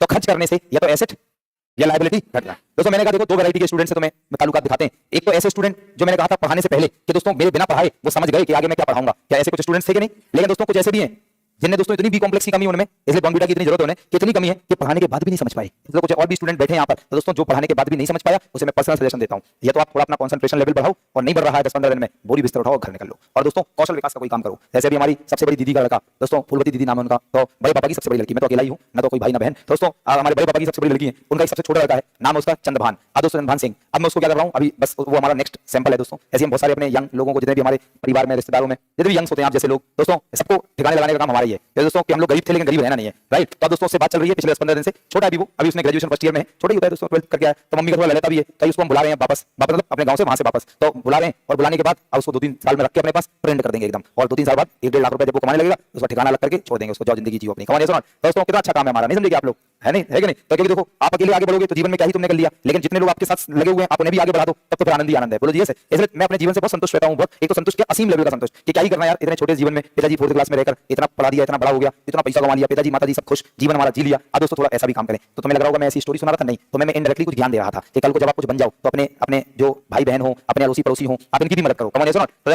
जब सब विकसित होंगे तो हमारा भारत और हमारा बिहार भी विकसित हो जाएगा। बोलो सुनो, मैं तो लोगों को देखा 95% अपना डेवलप हो जाते हैं, समाज को भूल जाते हैं। अरे बोलो सुनो, आपको भी दोस्तों आगे बढ़ना है, अपने लोगों को भी बढ़ाना है, जितनी मदद हो सके उनसे, कौन सही है कि नहीं। तो अभी ऐसा मैं नहीं करता कि कभी मुझे कोई गरीब या भिखारी दिखता मैं उसे 2 रुपए भी नहीं देता, लेकिन दोस्तों हमारा सिद्धांत अलग है कि हमारी जो गरीब लड़कियां हैं, जैसे हमारे जीजा दीदी हैं या हमारे कोई और हैं, तो उनकी लड़कियां कुछ गरीब हैं, जब उनके घर जाते हैं तो आते समय उन्हें एक लिफाफा पकड़ा दिया 15-20 हजार का, कमाने। सुनो ऐसी है भाई दोस्तों, बस तो उससे क्या होता है वो कम से कम 1-2 महीने अपने जीवन में अच्छे समय जी लेंगी, अपन इतना तो योगदान कर ही सकते। तो ये हमारी फिलॉसफी है, बाय मी ओनली, ना तुमने किसी से कॉपी करी है, मेरी फिलॉसफी है कि हमारे घर में इतनी गरीबी है दोस्तों तो हम दूसरों को क्या ही सेवा करें, है ना। तो हमारे ये मेरा स्टेटमेंट है कि हमें समाज सेवा जब करनी चाहिए, ये हम अपने माँ-बाप और हम अपने लोगों की सेवा कर लें दोस्तों, तब हम क्या करेंगे समाज सेवा। तो जब हमारे माँ-बाप मर जाएंगे और जब हमारे सारे लोग सेटल हो जाएंगे फिर उसके बाद हम समाज सेवा करेंगे। क्या बात समझेंगे नहीं। देखा दोस्तों लोगों ने ऐसे लंगर बांट रहे, ऐसे हजारों लाखों रुपए का लोगों को खिला रहे और देखा माँ-बाप उनके अनाथ आश्रम में डाले, तो ऐसा सेवा करने का कोई भाव नहीं होना चाहिए। अब हमारी बात समझ पा रहे हैं नहीं। चलो दोस्तों अब देखो खर्चे, और जो मेरे बहुत स्मार्ट स्टूडेंट हैं वो तो राजस्व व्यय और पूंजीगत व्यय भी समझ गए। बोलो समझिए, देखो वर्ड राजस्व मतलब एसेट लायबिलिटी पर कोई इंपैक्ट नहीं। अब देखना सारे लोग राजस्व व्यय सरकार के वे व्यय जिनमें सरकार करोड़ों रुपए खर्च करेगी, लेकिन अभी वन बोर, लेकिन यहाँ देखो ना तो एसेट बढ़ेगा और ना ही लायबिलिटी घटेगा। बोलो समझ गए क्या। और पूंजीगत प्राप्ति व्यय क्या होता है जल्दी बताओ, जहां पे सरकार पैसा खर्च करेगी लेकिन या तो एसेट बढ़ेगा या लायबिलिटी घटेगा। टिक। बोलो समझ गए, 4 शब्द एकदम सॉलिड। तो सरकार के राजस्व कितने प्रकार के जल्दी बताओ। 4 नो राजस्व कितने 2 राजस्व प्राप्तियां और पूंजीगत प्राप्तियां। बोलो यस। और व्यय कितने प्रकार के 2, एक राजस्व व्यय एक पूंजीगत व्यय। राजस्व प्राप्तियां पैसा आता है लेकिन ना तो एसेट कम ना लायबिलिटी ज्यादा, पैसा आएगा लेकिन या तो एसेट कम या लायबिलिटी ज्यादा। पूंजीगत प्राप्तियां बोलो भैया जब पैसा खर्च हो लेकिन ना तो एसेट बढ़े ना लायबिलिटी कम। राजस्व व्यय जब पैसा खर्च हो या तो एसेट बढ़े या लायबिलिटी कम, दैट इज पूंजीगत व्यय। समझिए पेपर में यही पूछा जाएगा। दूसरा सवाल क्या होगा आगे सुनो, पेपर में सवाल आएगा निम्नलिखित में से सरकार के कौन से राजस्व प्राप्तियां हैं या नहीं है। तो अब आपको यह पता होना चाहिए कि राजस्व प्राप्तियां कौन कौन सी होती हैं। उससे पहले थोड़ा सुनो, राजस्व प्राप्तियां 2 तरीके की होती हैं, एक टैक्स रेवेन्यू रिसीट्स, मैं तो बहुत गहराई में पढ़ा रहा इसलिए बता रहा, वरना मैं तेरे बताता नहीं। कर इनका यूज कहां होगा वो बाद में। कर राजस्व प्राप्तियां और एक गैर कर राजस्व प्राप्तियां, ध्यान समझेंगे। तो राजस्व प्राप्तियां कितने तरीके की हैं ये देखो, गवर्नमेंट के रेवेन्यूज, तो हम ये वाली स्लाइड हटा देते हैं क्योंकि तो हमने कराई दी आपको। बोलो जी यस। अब सरकार की ये देखो राजस्व प्राप्तियां, फिर से पढ़ो एक बार, यहां देखो जो भी लिखा है वो सब पढ़ लीजिए अच्छी तरह कि या तो ना तो एसेट कम ना लायबिलिटी ज्यादा, यहां लिखा भी ना तो परिसंपत्तियां कम होती ना तो देता ज्यादा, लेगा साहब साहब। दूसरा देखो इन हां ये लाइन क्या लिखी वो समझना, ये मैं बताता हूं अभी मन नहीं है मेरा। तो राजस्व प्राप्तियां 2 तरीके की हैं, एक कर राजस्व प्राप्तियां और एक गैर कर राजस्व प्राप्तियां। सही है। अब मुझे सुनना, इसे मत देखो, अब मुझे सुनना, सभी प्रकार के कर, मैं हूं गवर्नमेंट, कौन हूं मैं, मेरे पास जितने भी प्रकार के टैक्सेस से पैसा आता है, तो पॉइंट नंबर 1 बताना क्या जो टैक्सेस से पैसा आएगा क्या वो इनकम होगा या नहीं। गवर्नमेंट का राजस्व ऊपर देखो, सबसे ऊपर जहां मैं बोल रहा हूं इनकम है। नंबर 2 जो टैक्स से पैसा आएगा क्या उससे मेरा एसेट कम हुआ, क्या मेरी लायबिलिटी बढ़ी। सभी प्रकार के कर, बोलो समझ गए। आप टैक्सेस होते कौन कौन से टाइप्स हैं वो हम कल की क्लास में सीख रहे होंगे जब टैक्सेशन पढ़ेंगे, अभी बजट चल रहा है दोस्तों। दूसरा टैक्स के अलावा गैर कर, वैसे टैक्स के गैर कर लेकिन होंगे वो राजस्व प्राप्तियां। Number 1 don't look at this, number 1 fee fines licence, everyone fee fines licence everyone. बताइए दोस्तों, जैसे गवर्नमेंट के स्कूल्स हैं, हॉस्पिटल्स हैं, जूलॉजिकल पार्क्स हैं, मतलब जूबू में आप जाते हो या म्यूजियम में जाते हो, फी लगती है, सरकार के पास पैसा जाता है। आपने रेड लाइट जम कर दी, फाइन लग गया, पैसा गया, आपने लाइसेंस लिया है, क्या ड्राइविंग लाइसेंस, दारू का ठेका खोलने का लाइसेंस, पेट्रोल पंप का लाइसेंस, पैसा दिया, फी फाइंस लाइसेंस के माध्यम से सरकार के पास पैसा गया या नहीं, राजस्व है या नहीं, लेकिन क्या एसेट कम हुआ, क्या लायबिलिटी बढ़ी, क्या टैक्स है नहीं, तो गैर कर राजस्व प्राप्तियां। बोलो समझ गए। इनकम फ्रॉम पीएसयूज, मैंने आपको ऑलरेडी पढ़ाया पीएसयूज, महारत्ना नवरत्ना मिनी रत्ना। दोस्तों जो सरकार की कंपनी है, सरकार की कंपनी के प्रोडक्ट बिकते हैं, पैसा आता है, पीएसयूज की आय, क्या इनकम है, क्या एसेट कम हुआ, लायबिलिटी बढ़ी, क्या टैक्स है, गैर कर राजस्व प्राप्तियां। नंबर 3 उपहार एवं अनुदान, दोस्तों सरकार को किसी ने गिफ्ट दिया, कुछ अनुदान दिया, पैसा आया, एसेट कम लायबिलिटी ज्यादा, दोस्तों इनकम गिफ्ट एंड ग्रांट्स। बोलो समझ में आया। नंबर नेक्स्ट अगर मैं बात करूं, सरकार ने लोन दिया था उससे ब्याज आया, तो ब्याज एक इनकम है, एसेट कम हुआ, लायबिलिटी कम हुई, बढ़ी नहीं हुई, एक टर्म और एस्चीट, सेकंड लास्ट। दोस्तों सब दिमाग में, कुछ नहीं देखना मुझे, सब मैंने तो लिखा है पढ़ा पढ़ा कर। दोस्तों एस्चीट क्या होता है ध्यान समझो। एक थे मिस्टर एक्स, कौन थे, मिस्टर एक्स की हो गई डेथ, मिस्टर एक्स की हो गई death, after the death of mister X there is no one to have a claim on the property which belong to mister X. Mister X की property पर उनकी death के बाद कोई भी वारिस अपना क्लेम करने वाला नहीं है, तो अपने बताइए मिस्टर एक्स की प्रॉपर्टी ऑटोमेटिकली किसकी जाएगी, दैट्स कॉल्ड एस्चीट, हिंदी बोलते हैं राजगामी परिसंपत्ति। बोलो क्लियर। तो क्या इससे पैसा गवर्नमेंट की, मैं दूसरा एग्जांपल दूंगा, आर्कियोलॉजिकल सर्वे ऑफ इंडिया कहीं खुदाई कर रहा था और वहां से निकला 30 टन गोल्ड, क्या उस पर कोई क्लेम करने वाला है, क्या वो सरकार का है, एस्चीट। बोलो समझ गए ना। स्पेशल असेसमेंट फी कोई काम की नहीं, छोड़ देते हैं, क्या करना आपको, बाकी एक लाइन बताते हैं सरल भाषा में कि सरकार जब विकास का काम करती है तो उससे क्या आपकी प्रॉपर्टीज और जो आपकी प्रॉपर्टीज हैं या जो आपकी घर है बिल्डिंग है उसके दाम बढ़ जाते हैं नहीं है। जैसे मान लो आपका घर कहीं है, सरकार ने एक बढ़िया रोड बनवा दी, वहां सरकार ने लाइट के खंभे लगवा दिए, नाली बनवा दी, दोस्तों क्या बताइए आपके घर की वैल्यू बढ़ जाएगी, तो उसका थोड़ा सा पैसा आप सरकार को दोगे और दोस्तों को बोलेंगे विशेष मूल्यांकन शुल्क। बोलो जी ऐसे। तो क्या इससे सरकार के पास इनकम तो गया, लेकिन क्या सरकार के एसेट कम हुए, लायबिलिटी बढ़ी, दैट इज कॉल्ड द राजस्व प्राप्तियां। तो मुझे उम्मीद है राजस्व प्राप्तियां सब समझ गए। पूंजीगत प्राप्तियां बहुत सिंपल है, जैसे हमने राजस्व प्राप्तियों को दो हिस्से में बांटा, जैसे दोस्तों इसको आज आपने अभी पढ़ा, आज घर जाके भी एक बार देख लेना। बोलो जी यस। ये कैसी चीज है बता दूं, ये ऐसी चीज है जिसको रिवीजन चाहिए, थोड़ा सा रिवीजन चाहिए। जैसे मैंने पढ़ाया एनपीए, दोस्तों उसके लिए रिवीजन नहीं चाहिए, वो बुढ़ापे तक भी याद रखोगे आप, लेकिन कुछ ऐसे कॉन्सेप्ट्स होते हैं जहां रिवीजन चाहिए, तो इसको एक बार करना। बोलो जी यस। अभी आप आगे सुनो मेरे प्यारे साथियों, पूंजीगत प्राप्तियां, लेकिन इनकी मीनिंग देखो पूंजीगत की एक बार फिर से, कि सरकार के पास पैसा तो आएगा, लेकिन जल्दी बताओ कैसा आएगा, या तो एसेट को कम करके या लायबिलिटीज को बढ़ाकर, या तो एसेट को कम करके या लायबिलिटीज को बढ़ाकर, सही है। तो इसको मैंने दो भागों में बांटा, ऋण पूंजीगत प्राप्तियां और गैर ऋण पूंजीगत प्राप्तियां। एवरीवन, क्या मैंने बोला, ऋण पूंजीगत प्राप्तियां और गैर ऋण पूंजीगत प्राप्तियां। कोई समस्या? मैं हूं गवर्नमेंट, पैसा खत्म, मैंने ले लिया उधार, पॉइंट नंबर 1, क्या इनकम आई? बोलो यस। लेकिन कैसे आई? नहीं, एसेट और लायबिलिटी के सेंस में बताओ, लायबिलिटी बढ़ाकर, लुक एट दिस, लायबिलिटी बढ़ाकर पूंजीगत प्राप्तियां। Everyone on the board please. मैंने पूंजीगत प्राप्तियों को दो भागों में बांटा, एक ऋण पूंजीगत प्राप्तियां और एक गैर ऋण पूंजीगत प्राप्तियां। फिर से देखो दोस्तों, यहां मीनिंग भी लिखी है कि जो पैसा आएगा, लेकिन या तो एसेट को कम करके या लायबिलिटी को बढ़ाकर। जब आप ये लिखे होंगे तो बड़ा आनंद आएगा आप लोगों को दोस्तों, या तो एसेट को घटाकर या लायबिलिटी को बढ़ाकर। बोलो क्लियर? अब ध्यान समझना, ऋण पूंजीगत प्राप्तियां, बोरोइंग्स नंबर 1 दोस्तों ऋण। अब मुझे ये बताइए फिर से एक बार, मैं हूं गवर्नमेंट, पैसा खत्म, आई नीड पैसा, ऐसे मैंने उधार ले लिया, पैसा आ गया, लेकिन लायबिलिटी बढ़ गई, तो जब बोरो करेंगे तो दोस्तों लायबिलिटी बढ़ जाएगी, तो इसलिए हम कहते हैं इसको ऋण पूंजीगत प्राप्तियों को पूंजीगत प्राप्तियां। आगे प्लीज सुनना मुझे, यहां मैंने क्या लिखा है वो सुनो, छोड़ो मुझे सुनो। ऋण लेने के दो तरीके हैं, कितने तरीके? एक है जिसे हम लोग बोलते हैं इंटरनल डेट, आंतरिक ऋण, एक है बाहरी ऋण। तो सरकार के पास ऋण लेने के कितने तरीके हैं? कितने हैं? राइट दोस्तों, ऋण लेने के दो तरीके हैं, एक इंटरनल और एक एक्सटर्नल। एक का मतलब देश के अंदर और देश के बाहर। देश के अंदर आपको मैंने पढ़ाया G-sec, government security, short term के लिए ट्रेजरी बिल, लॉन्ग टर्म के लिए गवर्नमेंट बॉन्ड, याद आया दोस्तों? तो इंटरनली गवर्नमेंट पैसा लेती है तो पब्लिक से, वही गवर्नमेंट बॉन्ड्स, या दोस्तों एनएससी केवीपी या आरबीआई से। कोई समस्या? एक्सटर्नली देश के बाहर government can borrow money from IMF, world bank या किसी विदेशी देश से। तो ये हिस्सा समझ गए आप लोग? बोलो पक्का? दोस्तों ऋण के अलावा ऐसा इनकम जिससे या तो एसेट कम हो या लायबिलिटी बढ़े। Number 2 disinvestment. ध्यान सुनना, विनिवेश। एवरीवन, क्या विनिवेश ऑलरेडी आप जानते हैं क्या होता है? जल्दी बताइए। शाबाश शाबाश शाबाश। सरकारी कंपनियों को प्राइवेट कंपनी में बेचना। बोलो यस। कुछ शेयर्स दोस्तों जल्दी बताइए। पहली बात तो ये कि जब विनिवेश करेंगे तो पैसा आएगा या नहीं। दूसरी बात तो ये एसेट और लायबिलिटी के सेंस में बोलो कैसे आएगा। दोस्तों यहां से हमारा जो एसेट है वो क्या होगा? कम होगा। दिस इज कॉल्ड पूंजीगत प्राप्ति। क्या ये ऋण है? क्या ये ऋण है? गैर ऋण पूंजीगत प्राप्तियों में। बोलो समझ में? ये समझाना बहुत मुश्किल है, लेकिन आप थोड़ा दिमाग लगाओगे, मैं नहीं समझा पाऊंगा तो मेरे बस की नहीं है, लेकिन मैं ध्यान लगा सकता हूं अपनी समझाने में। दोस्तों ऋणों की वसूली, ये समझ में तो आ रहा है कि ये इनकम आ रही है, लेकिन ये बहुत मुश्किल है कि पूंजीगत प्राप्तियां कैसे है ये। तो अगर आप मुझे सुनोगे तो मैं एक लाइन में थोड़ा प्रयास करता हूं समझाने का, बाकी बहुत मुश्किल है मैं शायद समझा ना पाऊं। ऋणों की वसूली, रुको फिर तो ऐसे बताओ, आपने अपने किसी दोस्त को 2 लाख रुपए उधार दिए थे, जब वो आपको 2 लाख रुपए वापस देगा, जब आपका ऋण वसूल होगा तो पैसा आएगा या नहीं? रेवेन्यू है, प्राप्तियां हैं, ये समझ में तो आ रहा है। लेकिन ये पूंजीगत प्राप्तियां कैसे हैं इसकी समझाने में मेरी जान निकलेगी, लेकिन मैं कोशिश करता हूं एक बार आपको जान देने की और फिर देखना कितनी आपको समझ में आई। Loans are an asset. इतना सस्ता शब्द तो मैं इसको ना बोलता कि बहुत मेहनत लगेगी, समझ में नहीं आएगा दोस्तों। जो ऋण होते हैं वो एसेट होते हैं। अब ये बताना वो कैसे, लोन एसेट कैसे होता है? Loans are an assets. सारे लोग सुनना, लोन्स आर एन एसेट। सही है? मैं मेडिसिन हूं नहीं, वो लाएगा देगा वो नहीं, हमारे नीचे सुविधाएं। दोस्तों loans are an asset, loans are an asset, है ना? तो दोस्तों बहुत ध्यान सुनना मुझे भाई, मैंने आपको लोन दिया 2 लाख रुपए, मान लो 2 लाख रुपए, तो वो एसेट कैसे हुआ मेरे लिए? समझना। आप बताना, क्या आप मुझे लोन कभी ना कभी वापस दोगे? क्या लोन मेरा जाएगा और पैसा आएगा? एसेट हो गया। ऐसे नहीं, ऐसे समझ में आएगा। मैं आपको 2 लाख नहीं देता हूं, मैं 2 लाख रुपए का गोल्ड खरीद लेता हूं या 2 लाख रुपए की जमीन, क्या वो एसेट है? जब वो बिकेगी तो पैसा आएगा। तो ना तो मैं जमीन खरीदता हूं ना मैं गोल्ड, मैं 2 लाख आपको दे देता हूं उधार, क्या जब वो चुकेगा तो पैसा आएगा? You got the point. तो दोस्तों लोन्स क्या होते हैं? एसेट। बोलो समझिए। लेकिन आगे एक और कहानी में लाइन है कि जो दे रहा है उसके लिए एसेट और जो ले रहा है उसके लिए लायबिलिटी। बोलो हाँ या ना? समझिए, आप ध्यान समझना। इसीलिए तो दोस्तों मैंने आपको इतना बताया नहीं, क्योंकि मैं आपकी क्लास में इतना बताता नहीं। आपने कभी ये क्यों नहीं सोचा कि एनपीए को एनपीए क्यों कहते हैं? क्या बोला मैंने? एनपीए को एनपीए क्यों कहते हैं? फायदा 90 दिनों से ज्यादा हो जाए लोन ना आए तो उसे क्या कहेंगे? एनपीए ना, नॉन परफॉर्मिंग एसेट्स। मतलब वे लोन जो परफॉर्म ना करें is called non performing assets. बोलो जी यस। ये टोपी वाला अभी भी बैठा के अंदर उसके। दोस्तों what is NPA? Non performing assets. मुझे क्या लगा टीचर ने देखा नहीं, घुस के बैठ गया। बेटा तुम्हारी शकल देख के बता सकते हैं कि तुम्हारा इस जन्म में कब होगा या कभी भी नहीं होगा। बोलो जी यस। बहुत अनुभव है ना दोस्तों।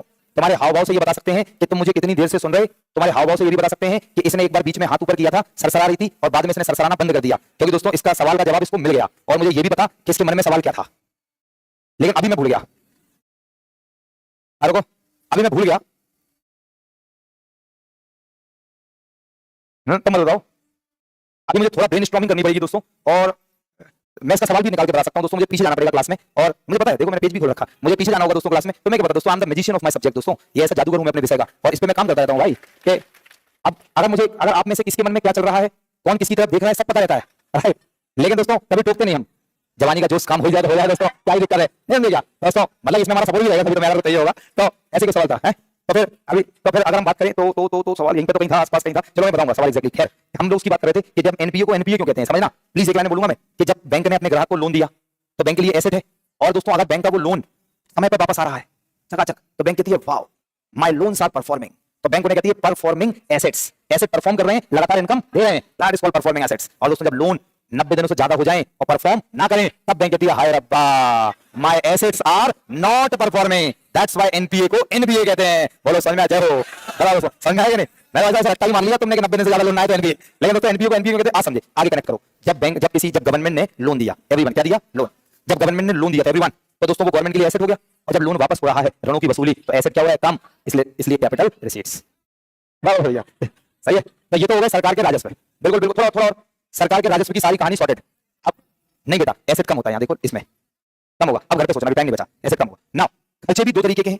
जब खर्च करेंगे, वैसे तुम दिमाग में सेट कर चुके, ये वाला रिलेशन तो आता ही है। जब हम खर्च करेंगे तो एसेट या लायबिलिटी, कोई दिक्कत? ये हम पढ़ चुके हैं, हमें दिमाग में सेट भी हो, बुढ़ापे तक याद भी रहेगा कि जब 10 लाख रुपए खर्च करोगे, गोल्ड खरीदोगे तो एसेट ज्यादा, किसी का लोन चुकाओगे तो लायबिलिटी कम। सही है। राजस्व प्राप्त, राजस्व व्यय, ना तो एसेट बढ़ेगा ना लायबिलिटी घटेगा। पूंजीगत व्यय, जब एसेट व्यय तो बढ़ेगा या घटेगा। इतना सॉलिड दोस्तों, अगले 2 मिनट में दोनों टर्म समझ में जाएंगे। राजस्व व्यय, पहले तो मैं आपको ऐसे बताऊं, निकालूंगा नहीं, पहले ओनली बताऊंगा। राजस्व व्यय, आम the government, everyone the board please. अगर दोस्तों मैं हर साल करोड़ों रुपए स्कॉलरशिप पे देता हूं, ओल्ड एज पेंशन पे देता हूं, सब्सिडीज पे देता हूं, बताओ क्या ये खर्चे हैं?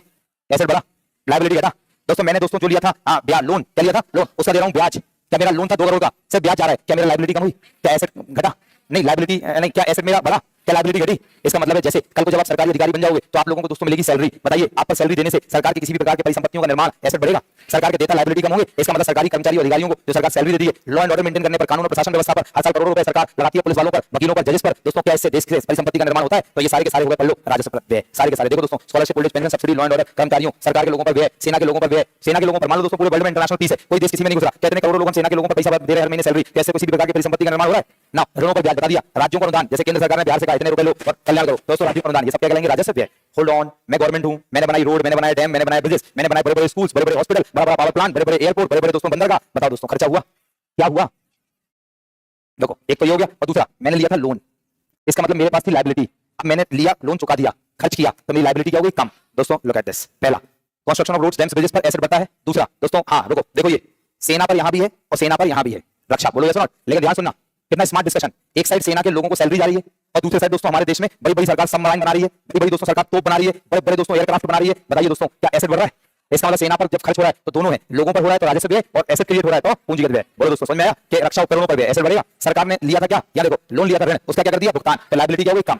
यदि दोस्तों राज्यों को सरकार ने पैसा दिया कि जैसे बिहार के पास पैसा नहीं है तो बिहार सरकार उस पैसे को आप लोगों को दोस्तों बांट दे, जब आप महिलाओं को, लड़कियों को बांट दे, तो बताओ क्या होगा? राजस्व व्यय। लेकिन अगर केंद्र सरकार किसी स्टेट को लोन दे तो सरकार के एसेट क्या होगा? बढ़े। देखो एसेट बढ़े, तो ये सब क्या है? पूंजीगत व्यय। बोलो इतनी बात समझ में आई? क्या सरकार के पूरा बजट समझ में आ गया? अब आप दोस्तों, अब मैं पढ़ाऊंगा आपको करंट बजट 25-26 में कहां से कितना पैसा आएगा और कहां कितना पैसा जाएगा। बोलो जी यस। बहुत गौर से सुनना। हर साल सरकार, देखो ये बहुत लंबी चौड़ी बात है, मैं इसको बिल्कुल हटा रहा, ये मैं बिल्कुल नहीं बता रहा, आप बस इतना थोड़ा एक लाइन में बोल देता हूं जिससे आप थोड़ा सीख लें। लोगों, कभी पहले सरकार अपने बजट में बोलती थी अपने खर्चों को 2 श्रेणी में रखती थी, एक विकास व्यय और दूसरा गैर विकास व्यय। एवरीवन क्या? विकास व्यय और गैर विकास व्यय। बोलो क्लियर? लेकिन दोस्तों अभी क्या हो रहा है? अभी क्या हो रहा है? एक विकास व्यय और दूसरा गैर विकास व्यय। बोलो क्लियर? लेकिन दोस्तों एक पेन पेपर दे दो। और अगर हम बात करें, ध्यान सुनना, मतलब आज मैंने आपको 2 व्यय बताए, एक ही जना तो कोई, आज मैंने 2 व्यय बताए, नहीं छोटा सा, तो नहीं छोटा सा पीछे से ऐसे हिस्सा, आज मैंने 2 व्यय बताए आपको। एक व्यय बताया मैंने दोस्तों, जिसे मैंने कहा कि अगर मैंने 2 व्यय बताए तो एक मैंने बताया राजस्व व्यय और एक पूंजीगत व्यय, राइट? तो एक राजस्व व्यय और एक पूंजीगत व्यय। तो दोस्तों ये लो, तो अगर हम बात करें कि ये लो बेटा, एक राजस्व व्यय, पूंजीगत व्यय, तो हमने बजट में 2 भाग करे, एक राजस्व व्यय और एक पूंजीगत व्यय। लेकिन दोस्तों पहले कभी पुराने समय में 90s में बात चल रही है, सरकार के बजट में 2 हिस्से होते थे खर्च के, एक विकास व्यय और एक गैर विकास व्यय। खत्म बात, छोड़ो, इतना अंदर नहीं जा रहे। 1987 में 85 में एक सुखमय चक्रवर्ती जी आप साथ थे, वेस्ट बंगाल के लाइक ये वित्त मंत्री वगैरह रहे, बड़े अर्थशास्त्री थे। तो सुखमय चक्रवर्ती रिपोर्ट आई इनकी समिति की, और इस समिति ने कहा, सुखमय चक्रवर्ती समिति ने कहा कि एक काम करते हैं कि सरकार आप अपने बजट में, जैसे आज मैंने आपको बताया ना राजस्व व्यय, पूंजीगत व्यय, अगर मैं 1985 से पहले पढ़ा होता, तब तो पैदा भी नहीं हुआ था, लेकिन अगर मैं पढ़ा होता तो मैं अपने स्टूडेंट्स को पढ़ाता बजट 2 प्रकार का खर्चा है, एक विकास व्यय और एक गैर व्यय। मैं आपको ओनली भी बता सकता हूं, रोड डैम्स ब्रिजेस बनेंगे, विकास होगा, विकास व्यय। Scholarship, old age pension, subsidy, गैर विकास। मतलब ये हो गया राजस्व व्यय, ये हो गया पूंजीगत व्यय।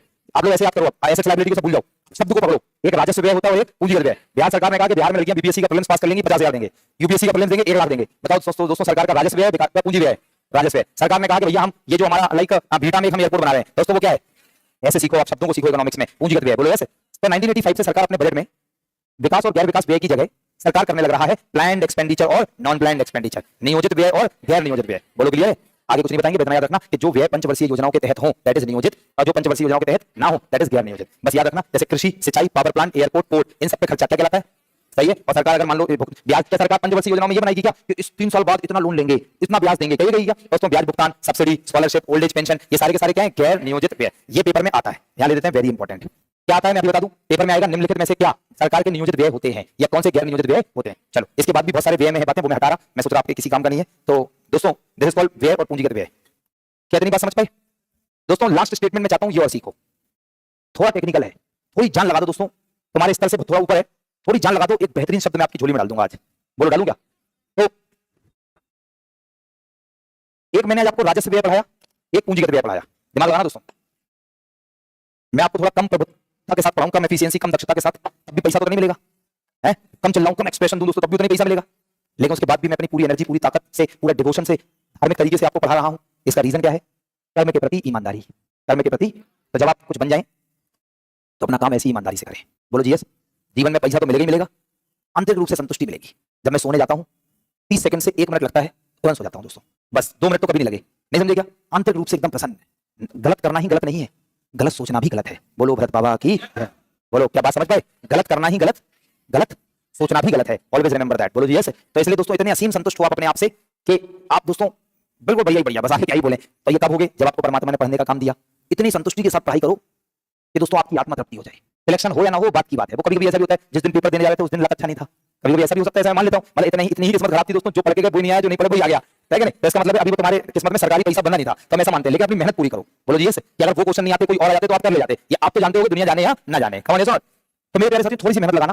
तो ये क्या है आप एक बार बताओ, जो राजस्व व्यय में मैंने लास्ट में लिखा था राज्यों का अनुदान, ये वाला राज्यों का अनुदान डब्बे में बंद कर रखा, बताना केंद्र सरकार ने बिहार सरकार को ग्रांट दिया, अनुदान, ग्रांट, चलो जी अपने अपने राज्यवासियों की कल्याण करो, राजस्व व्यय है ना। लेकिन भाई साहब बिहार सरकार बहुत चंड निकली, पलटू राम तो है, बताइए लाभ खींच रहे हैं भाई साहब बुढ़ापे में, है दोस्तों? ये तो बिल्कुल बर्दाश्त नहीं हो सकता ना ऐसा, है कि नहीं दोस्तों? अगर हम बात करें, सुनने में कुछ और आ रहा है अभी 1-2 दिन से, है? हाँ मतलब हम कह रहे हैं तुम लोग को इंटरनल न्यूज़ भी है बहुत तगड़ी लेवल की, ये कुछ अभी आप 1 हफ्ते 10 दिन में कुछ सुनोगे, है? तो अभी हम उस पर बात नहीं कर रहे, इमोशन मत हो, तो हमें यहीं पे सुनो। फिलहाल हम अर्थशास्त्र पढ़ा रहे, पॉलिटी की चर्चा नहीं हो रही क्लास में दोस्तों। मेरी बात सुनो बहुत शिद्दत से। केंद्र सरकार ने बिहार सरकार को पैसा दिया कि लो जी अनुदान, लोगों की सेवा कर लो, गरीबी बरीबी बहुत ज्यादा है, मिटा दो बिहार में। लेकिन भाई साहब बिहार के सीएम साहब ने उसी पैसे को उठाया और बिहार में सड़क बना दी, बांध बना दिया। बताओ क्या केंद्र सरकार जो राज्यों को अनुदान दे रही है, कैसे परिसंपत्ति एसेट बढ़ सकता है? नहीं, यहां तो नहीं बढ़ रहा ना, क्रॉस है, बढ़ सकता है। इसका मतलब है दोस्तों, इसको दे दो, इसको दे दो, बढ़ सकता है। इसका मतलब है दोस्तों दिस इज कॉल्ड राज्यों का अनुदान। पानी है तुम्हारे पास? ओके ठीक है ठीक है ठीक, चलेगा कोई बात नहीं, इसको तुम रख लो इमरजेंसी के लिए। दोस्तों राज्यों का अनुदान जो दे रही है सरकार, सारे लोग फोकस करो, जो राज्यों का अनुदान दे रही है, क्या सरकार, राज्य सरकार इससे राज्य में परिसंपत्ति का निर्माण कर सकती है? नहीं। तो हमने क्या किया बहुत स्मार्टली, पूंजीगत व्यय में, एवरीवन पूंजीगत कैपिटल एक्सपेंडिचर में जो राज्यों को अनुदान दिया जाता है केंद्र द्वारा, इसे जोड़ दिया, एक नया शब्द बन गया प्रभावी पूंजीगत व्यय। बस इतना याद रख पाना। बोलो रख पाओगे कि नहीं? प्रभावी पूंजीगत व्यय मतलब पूंजीगत व्यय तो करिए, रोड्स डैम्स ब्रिजेस करिए, प्लस केंद्र ने राज्य को जो ग्रांट दी और अगर राज्य से एसेट बना ले तो उसको बोल देंगे प्रभावी पूंजीगत व्यय। ये शब्द भारतीय अर्थव्यवस्था में पी चिदंबरम साहब लेकर आए थे अपने बजट स्पीच 2011 में। 2011 से पहले भारतीय अर्थव्यवस्था में ऐसा कोई भी शब्द नहीं था। दिस इज प्रभावी पूंजीगत व्यय। दोस्तों देखिए, आपको पता नहीं है कि आप कितने स्मार्ट हो चुके हैं, जो आपकी स्मार्टनेस मैं दिखाने जा रहा हूं, और आप इतने स्मार्ट हो चुके हैं कि मैं आपको 2025-26 का बजट दिखाऊंगा। और कितनी अच्छी बात है दोस्तों, पहले आप इसमें शून्य बटे सन्नाटा थे और अभी 2-2.5 घंटे का मेरा लेक्चर अटेंड करने के बाद इसमें लिखी गई एक एक बात पर तुम्हारी मास्टरी हो चुकी है। ध्यान से देखिएगा, यह है बजट 2011-25-26 का सार। दोस्तों देखिएगा इसमें कितने सारे शब्द हैं। पहले यहां से अपन शुरू करेंगे, विजिबल है सबको, थोड़ा बड़ा कर दिया जाएगा। लो सही है दोस्तों, ये देखिए आप कितने मास्टर हैं। मैंने आपसे शुरुआत यहां से करी कि बजट में सरकार 3 वर्षों के आंकड़ों को लेकर आती है, तो हम 25-26 की बात कर रहे हैं। तो एक 25-26 का हो गया बजट अनुमान, आप जानते हैं। एक 24-25 पिछले साल का बजट और एक संशोधित अनुमान आप जानते हैं, और वास्तविक अनुमान 23-24 का। बताओ जानते हैं दोस्तों? जब पढ़ने के बाद, अगर पढ़ने के बाद, कॉन्सेप्ट सीखने के बाद इस तरीके की चीजें समझ लो, काम हो गया दोस्तों। आइए दोस्तों, इसमें लिखे हुए इतने सारे शब्द हैं 18, इनमें से 14 शब्द ये आप मास्टर हो चुके हैं। 15, 16, 17, 18 अभी थोड़ी देर बाद बताऊंगा दोस्तों, ये शब्द अभी बाद में बताऊंगा। लेकिन शुरू के 14 शब्द जो हैं आप मास्टर हो चुके हैं, आपको पता ही नहीं चला। देखते जाइए क्या क्या राजस्व प्राप्तियां आपको आता है, जल्दी बोलो हाँ। नंबर 2, राजस्व के अंदर एक कर राजस्व प्राप्तियां, एक कर भिन्न मतलब नॉन टैक्स, दोस्तों आपको ये भी आता है, जल्दी बोलो हाँ।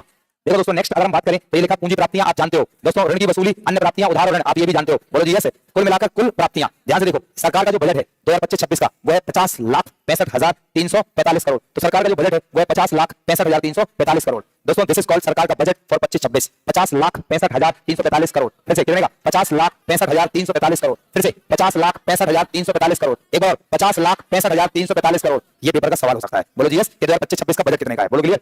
पिछले साल का बजट 24-25 का बजट था कितने का? 48,20,512 करोड़। दोस्तों 48,20,512 करोड़ से 50,65,345 करोड़ का बजट बनाया गया। Is it alright? आ जाओ दोस्तों कुल व्यय में राजस्व खाते पर, जिसमें मतलब राजस्व व्यय, इसका मतलब हो गया राजस्व व्यय। दोस्तों राजस्व व्यय आपको आता है, ब्याज भुगतान इसी के अंदर आता है। और पढ़ो पूंजी खाते के सृजन हेतु सहायता अनुदान, क्या यही ग्रांट्स हैं? क्या यही ग्रांट्स हैं दोस्तों? और लास्ट में पूंजी खाता, ये हो गया पूंजीगत व्यय। एवरीवन ये क्या हो गया? पूंजीगत व्यय। देखते जाना। ये 12वां हो गया ग्रांट्स। ये क्या है? वही अनुदान। ये लिखा है ग्रांट्स। अरे ग्रांट्स ने स्टेट्स को बोले जैसे। और देखना 12वां हो गया अनुदान और 13वां हो गया पूंजीगत खाता। यहां देखना 12 और 13 तो जोड़ दिया तो बन गया प्रभावी पूंजीगत व्यय। 14 शब्द आपको आ चुके हैं। बोलो जय हो। बोलो समझ में आ गया? अब आप हर साल के बजट को एक अर्थशास्त्री की तरह एनालाइज कर सकते हैं कि सरकार ने कितना पैसा कहां से लाएगी और कहां ले जाएगी। 4 शब्द बचे हैं, वो बाद में बात करेंगे। लेकिन उससे पहले हर साल अपने बजट में सरकार 2 बातें करती है। कि सरकार क्या करती है? 1 रुपए, एवरीवन 1 रुपए में होते हैं 100 पैसे। तो सरकार एक काम करती है, 1 रुपए का बिल्डा बनाती है 1 रुपए और कहती है रुपया कहां से आता है। 1 रुपए का मतलब 100 पैसे, मतलब रेवेन्यू का 100%, मतलब जो भी सरकार के पास इनकम आएगी वो कहां से आएगी। दैट इज कॉल्ड रुपए कहां से आता है। सही है। और सरकार एक और चीज दिखाती है कि रुपए कहां जाता है, इसका मतलब सरकार के खर्च कहां कहां होंगे। कोई समस्या? दोस्तों 2025-26 का ये रखा है, देखो 25-26 और ये रखा है 24-25। ये 2 साल का सरकार का राजस्व का सारा स्रोत आपके सामने है, आपकी झोली में। जरा ध्यान से देखते जाना, जो मैं बताऊंगा। जितना काम का उतना देखो। एक एग्जाम में सवाल आ सकता है कि बजट 2025-26 में सरकार के पास टोटल राजस्व का सबसे बड़ा हिस्सा किस कर से प्राप्त होगा। तो याद रखना, रुको बोलो नहीं, सिर्फ मुझे सुनो। निगम कर, कॉर्पोरेट टैक्स क्या होता है ये हम कल की क्लास में सीखेंगे जब हम टैक्सेशन पढ़ेंगे। बोलो जी यस। निगम कर से आएगा 17 पैसा, 17% मान लो। आयकर से 22%, कस्टम ड्यूटी, सीमा शुल्क, एक्सपोर्ट और इंपोर्ट से 4%, यूनियन एक्साइज ड्यूटी, केंद्र उत्पादन शुल्क। रुको बोलो नहीं आप लोग। केंद्र उत्पादन शुल्क क्या होता है ये मैं कल बताऊंगा। दोस्तों यहां से कितना आएगा? 5 पैसा। जीएसटी से 18 पैसा। तो आप जरा ध्यान से देखो कि सभी करों में सर्वाधिक राजस्व वाला कर बजट 25-26 कौन सा है? इनकम, ये इनकम टैक्स। याद रखना हर साल बदलता है। आप मुझे बताइए पीवाईक्यूज पढ़ते हुए, एमसीक्यू लगाते हुए ऐसा सवाल कितने बार मिला है कि सर्वाधिक राजस्व वाला कर मिला है? और आप इसका आंसर अलग अलग पाएंगे क्योंकि हर साल अलग अलग होता है। मेरा आप बात समझ गए ना? एवरीवन देखो हमने राजस्व प्राप्तियों के 2 टुकड़े करे थे। अगर आप नहीं समझ पा रहे हो तो बेटा बॉन्बिटा पी के क्लास में आया करो। राजस्व प्राप्ति के 2 टुकड़े करे थे। ये अर्थशास्त्र की क्लास है, राइट? और इसमें डॉक्टर भरत पढ़ाता है। और दोस्तों आपको जितनी मेहनत मैं कर रहा हूं आपके साथ, उतनी आपको अपने साथ करनी। अगर मैं कम मेहनत भी करूं तो मैंने पहले ही बोला ना, तो मुझे कम पैसा मिलेगा ना मेरा कोई समस्या आएगी। लेकिन दोस्तों उसके बावजूद भी ज्यादा एनर्जी लगा रहे, खूब मेहनत कर रहे हैं आपके लिए। क्यों कर रहे हैं यार? इससे 2-4 बच्चों का भला हो जाए, दोस्तों हमारा काम हो जाएगा। हमारा दोस्तों क्या होगा? परमात्मा भी कहेगा काम का ईमानदार आदमी था ये। दोस्तों देखो मैंने 2 बताए थे, एक कर राजस्व प्राप्ति है, एक गैर कर। याद आया? ये देखो लिखा है नॉन टैक्स रिसीट। गैर कर से कितना आएगा? 9%। तो ये हो गया राजस्व प्राप्तियां। 9 18 कितना हो गया? 27 और 5 32 और 4 36 और 22 37 तो 38 10 58 58 और 7 65 और 75। चलिए दोस्तों 75% सरकार का राजस्व कहां से आएगा? राजस्व प्राप्तियां। और ध्यान से देखो ये क्या लिखा? बोरोइंग। क्या पूंजीगत प्राप्तियां हैं? क्या बोरोइंग से एसेट कम नहीं हो जाता है? जल्दी जल्दी लायबिलिटी बढ़ नहीं जाता है? और देखो देखो एक लिखा था विनिवेश पड़ा था, ऋणों की वसूली। दोस्तों यहाँ देखो नॉन डेट कैपिटल रिसीट गैर ऋण। याद आया? 1% और 24 मतलब 25% पैसा आएगा पूंजीगत प्राप्तियां। पूरा मास्टर हो गया आप इसमें। बोलो जी हो गए। ये टैक्सेस वगैरह कल पढ़ेंगे। तो रुपए कहां से आएगा 25-26 में? क्या एक एक बात आप किसी को सिखा सकते हो एकदम परफेक्ट तरीके से? पक्का? इसी तरह से रुपए कहां जाएगा, रुपए कहां जाएगा, रुपए कहां कहां खर्च होगा, ये देखो। तो आपको ज्यादा नहीं घुसना इसके अंदर, जितना मैं बोलूंगा बस उतना पढ़ना है। बोलो जी चलेगा क्या? ये देखो सबसे पहले तो आप 2 चीजें सीख लो अभी के अभी। कुछ नई चीजें भी है, मैं ज्यादा नहीं था नई चीज सिखाना, बस मैं 2 नई चीज और सिखाऊंगा फिर मैं खत्म करूंगा। आज की क्लास फिर खत्म करते हैं। बोलो यस। यहां देखो एक जगह लिखा है सेंट्रली स्पॉन्सर्ड स्कीम्स, इंग्लिश में हिंदी में लिखते हैं केंद्र प्रायोजित योजनाएं। ये तुम्हारे काम का है काम। पेपर में आए ना आए लेकिन आप जीवन भर इनको सुनोगे और सुनते आयो, पहले पता नहीं चला कभी। और एक लिखा है सेंट्रल सेक्टर स्कीम, केंद्र क्षेत्र योजनाएं। दोस्तों हमारे भारत सरकार में, भारत सरकार सिर्फ 2 प्रकार की योजनाएं बनाती है। आप जितनी स्कीमें पढ़ते हो, पंचवर्षीय से वो प्लानिंग की क्लास याद होगी, मैंने 40-50 स्कीम दी थी। जितनी भी योजनाएं मैंने दी थी वो सारी की सारी योजनाएं सिर्फ 2 प्रकार की थी, या तो सेंट्रली स्पॉन्सर्ड केंद्र द्वारा प्रायोजित, या तो सेंट्रल सेक्टर केंद्र क्षेत्र की योजनाएं। आज सीख लो, मजा आएगा दोस्तों। कभी भी आपको ये स्कीम पढ़ोगे, आज ही मैं अखबार नहीं लाया, स्टाफ रूम में रख के आ गया, आज ही आया। मनरेगा का नया नाम बताया था पूज्य बापू जी राम जी बिलाया बिल के द्वारा। दोस्तों उसे पूरा पढ़ा था, उसमें लिखा MNREGA is a centrally sponsored scheme. अभी आपको मनरेगा खोल के दिखाता हूं, उसमें लिखा होगा केंद्र प्रायोजित योजनाएं। फिर आप कोई दूसरी स्कीम पढ़ोगे उसमें लिखा होगा केंद्र क्षेत्र की योजनाएं, तीसरी पढ़ोगे फिर लिखा होगा केंद्र प्रायोजित योजनाएं। दोस्तों जीवन भर पढ़ते जाओगे, पढ़ते आए हो, पता ही नहीं है होता क्या है। बताओ तुम लोग पढ़े लिखे अनपढ़ हो, हमारी मम्मी बिना पढ़ी लिखी अनपढ़ है। दोस्तों तुम में और उनमें क्या अंतर हुआ? मन के लिए दोस्तों मैं तो कई बार चिंतित रहता हूं, उनसे पूछता भी हूं कि वो आपको क्या लग रहा है, तो वो कहती है ऐसा लग रहा है काला काला कुछ बना है। नहीं समझे क्या? कितनी बड़ी चिंता की विषय की बात है जिनके माता पिता पढ़े लिखे नहीं है, राइट? दोस्तों मैं तो कई बार प्रयास किया, ट्यूशन भी लगाया, लेकिन अब दोस्तों उनकी अब पढ़नी नहीं चाहती। लेकिन धीरे धीरे मुझे उम्मीद है हमारे दोनों बच्चे बड़े होंगे, उनके साथ साथ पढ़ना सीख जाएंगे। क्योंकि आजकल मम्मी पूछती है छोटे वाले बड़े वाले से टो कहां है, पूछती है फिर नेल्स कहां है, लिप्स कहां है, टीथ कहां है, ईयर्स कहां है, हेयर्स कहां है। दोस्तों जो उन्हें पहले कभी नहीं आता था, तो मुझे उम्मीद है शायद उनके साथ साथ वो भी लॉइन कहां है, गोट कहां है, आजकल ऐसे बोल रही होती है। कौन है ट्रांजिशनल। तो मैं आपको बताना चाह रहा हूं, कितनी ऐसी कनेक्ट बात करी मैंने इमोशनली कि यार तुम लोग हजारों बार तुमने पढ़ा कि केंद्र प्रायोजित योजना है, केंद्र क्षेत्रीय योजना है, जितनी जल्दी नजर गई उतनी जल्दी नजर गई, कभी सोचा ही नहीं। एक लाइन में याद कर लो, जीवन भर के लिए याद समझ जाएगा। एक लाइन में यदि कोई भी स्कीम, जिस स्कीम को बनाने का काम केंद्र सरकार करे, स्कीम को लागू राज्य सरकार करे और फंडिंग दोनों करें, सेंट्रली स्पॉन्सर्ड स्कीम, केंद्र प्रायोजित योजना, खत्म बात। नहीं समझ पाए, फिर से बताएंगे। स्कीम प्रोग्राम बनाए कौन? मैं केंद्र हूं, आप राज्य हो। बनाए कौन? लागू कौन करे? और पैसा? अब आप याद करोगे, अरे ये तो मैंने हजारों बार बोला। अब आप करोगे, कई बार आप जब योजना करते हो तो उसमें लिखा होता है 50-50, 60-40 लिखा होता है। पहाड़ी राज्यों के लिए 90-10, 80-20, हाथ ऊपर करो। कितनों ने पढ़ा ऐसा? पढ़ा? लेकिन पढ़े लिखे अनपढ़ थे, जानते नहीं थे। उन्हीं योजनाओं को बोलते हैं केंद्रीय प्रायोजित योजनाएं। बोलो आनंद आया? और कभी भी ध्यान सुनना, वो योजना जो बनाए, लागू करे, नो, केंद्र सरकार, और फंडिंग भी मतलब 100% सेंट्रल गवर्नमेंट की स्कीम, ये भी सेंट्रल गवर्नमेंट की है, लेकिन लागू स्टेट करता है, पैसा दोनों लगाते हैं। लेकिन यहां पर केंद्र क्षेत्र योजना याद रखना, स्कीम बनाऊंगा भी केंद्र में, लागू भी मैं, पैसा भी मैं, दैट इज कॉल्ड केंद्र से। क्लियर है? आ जाओ वापस। सरकार ने कहा कि बजट 25-26 में जो हम स्कीमें लॉन्च करते हैं तो हम अपनी स्कीम्स पर 8% पैसा केंद्रीय प्रायोजित योजनाओं पर देंगे, और दोस्तों लगभग 16% पैसा केंद्र क्षेत्र की योजनाओं पर देंगे। ये दोनों कोई समस्या हो गया? ऐसी जितनी भी स्कीमें चल रही हैं, या बजट में पुरानी स्कीम भी चलती आती हैं, तो कुछ नई स्कीमें भी आती हैं, तो जो केंद्र क्षेत्र की योजनाएं होंगी उनमें 8%, और जो केंद्र प्रायोजित 8%, केंद्र क्षेत्र में 16%। समझ गए? आगे सारे शब्द आपको आते हैं। क्या हमने ब्याज भुगतान पढ़ा था? 20%। नोट करो, बहुत बड़ा हिस्सा जाता है ब्याज का दोस्तों, 20%। सोचो दोस्तों, सरकार के बजट का 20% लोन्स के ब्याज में जाता है मात्र। दोस्तों डिफेंस रक्षा पर 8, सब्सिडीज पर 6, और दोस्तों पेंशन्स पर 4। इनमें से ये वाला, ये दो बहुत इंपॉर्टेंट है, और ये सबसे ज्यादा ऐसे कई बार पूछते हैं कि बजट 2025-26 में रक्षा पर कुल व्यय, तो लिखा होगा 8%। बोलो ऐसे सवाल देखते हैं आप लोग? सही है कि नहीं? लेकिन पता नहीं रहते कहां से पढ़े कहां से ना पढ़े। बोलो जी। आगे देखो, वित्त आयोग, ये लिखा है फाइनेंस कमीशन। वित्त आयोग क्या होता है हम बाद में बताएंगे, कल की क्लास में पढ़ेंगे वो वित्त आयोग। बोलो जी। लेकिन फिलहाल वित्त आयोग के कहने से कितना पैसा आएगा? 8%। और दोस्तों जो टैक्स को शेयर, जो हमने टैक्स लागू किए, चलेगा? चले? यस, जो टैक्स लागू किए उससे जो पैसा आया उसमें से 22% राज्यों को जाएगा। फिर से एक बार, जो भी बजट में कहा कि जो भी हम टैक्स लागू करके जो भी पैसा लेकर आएंगे उसका 22% हम किसको देंगे? स्टेट शेयर, राज्यों को देंगे। बोलो जी। तो और देखो, जो भी बच गया उससे डाल दिया अन्य व्यय 8%। ये हो गया सरकार के खर्चे। तो मेरे प्यारे साथियों, सरकार के पास कहां से पैसा? ये देखो, बजट 2025-26 सरकार के राजस्व देखो, इसमें स्मार्ट नोट्स हैं 24-25 के भी लिखे और 25-26, साथ में सरकार के व्यय 24-25 के और 25-26 के। बोलो स्मार्ट नोट्स हैं ना? ये मैं आप लोगों को कल बताऊंगा। तो ये बातें मैं हटा रहा हूं, इसको यहां से हम कल पढ़ेंगे। 15 मिनट हम बजट और पढ़ेंगे, आधा घंटा भी हो सकता है दोस्तों। हम आधा घंटा बजट और पढ़ेंगे, फिर हम कल की क्लास में टैक्सेशन, जिसके अंदर जीएसटी और फाइनेंस कमीशन, हम कल पढ़कर पब्लिक फाइनेंस खत्म करेंगे। बोलो जीएस। और कल कम से कम 5-6 घंटे की क्लास होगी, ब्रेक लेके करेंगे। एक सेशन में हम लाइक जो हम जैसे पढ़ते हैं वो करेंगे, और एक सेशन में क्लास करेंगे। बोलो जीएस। और दूसरे सेशन में क्या करेंगे? अभी थ्योरी क्लास। बोलो जीएस। तो कल मिलते हैं 5-6 घंटे के लिए। ऐसी परसों 5-6 घंटे में पूरी थ्योरी क्लास होगी। बोलो जीएस। पढ़ेंगे आराम से, चाहे भले मुझे और 2-3 दिन क्लास लेनी पड़े। बोलो जीएस। आराम से पढ़ाया मैंने, बिल्कुल कूल होकर। चलो, have a nice and wonderful time. God bless you all. जय हिंद।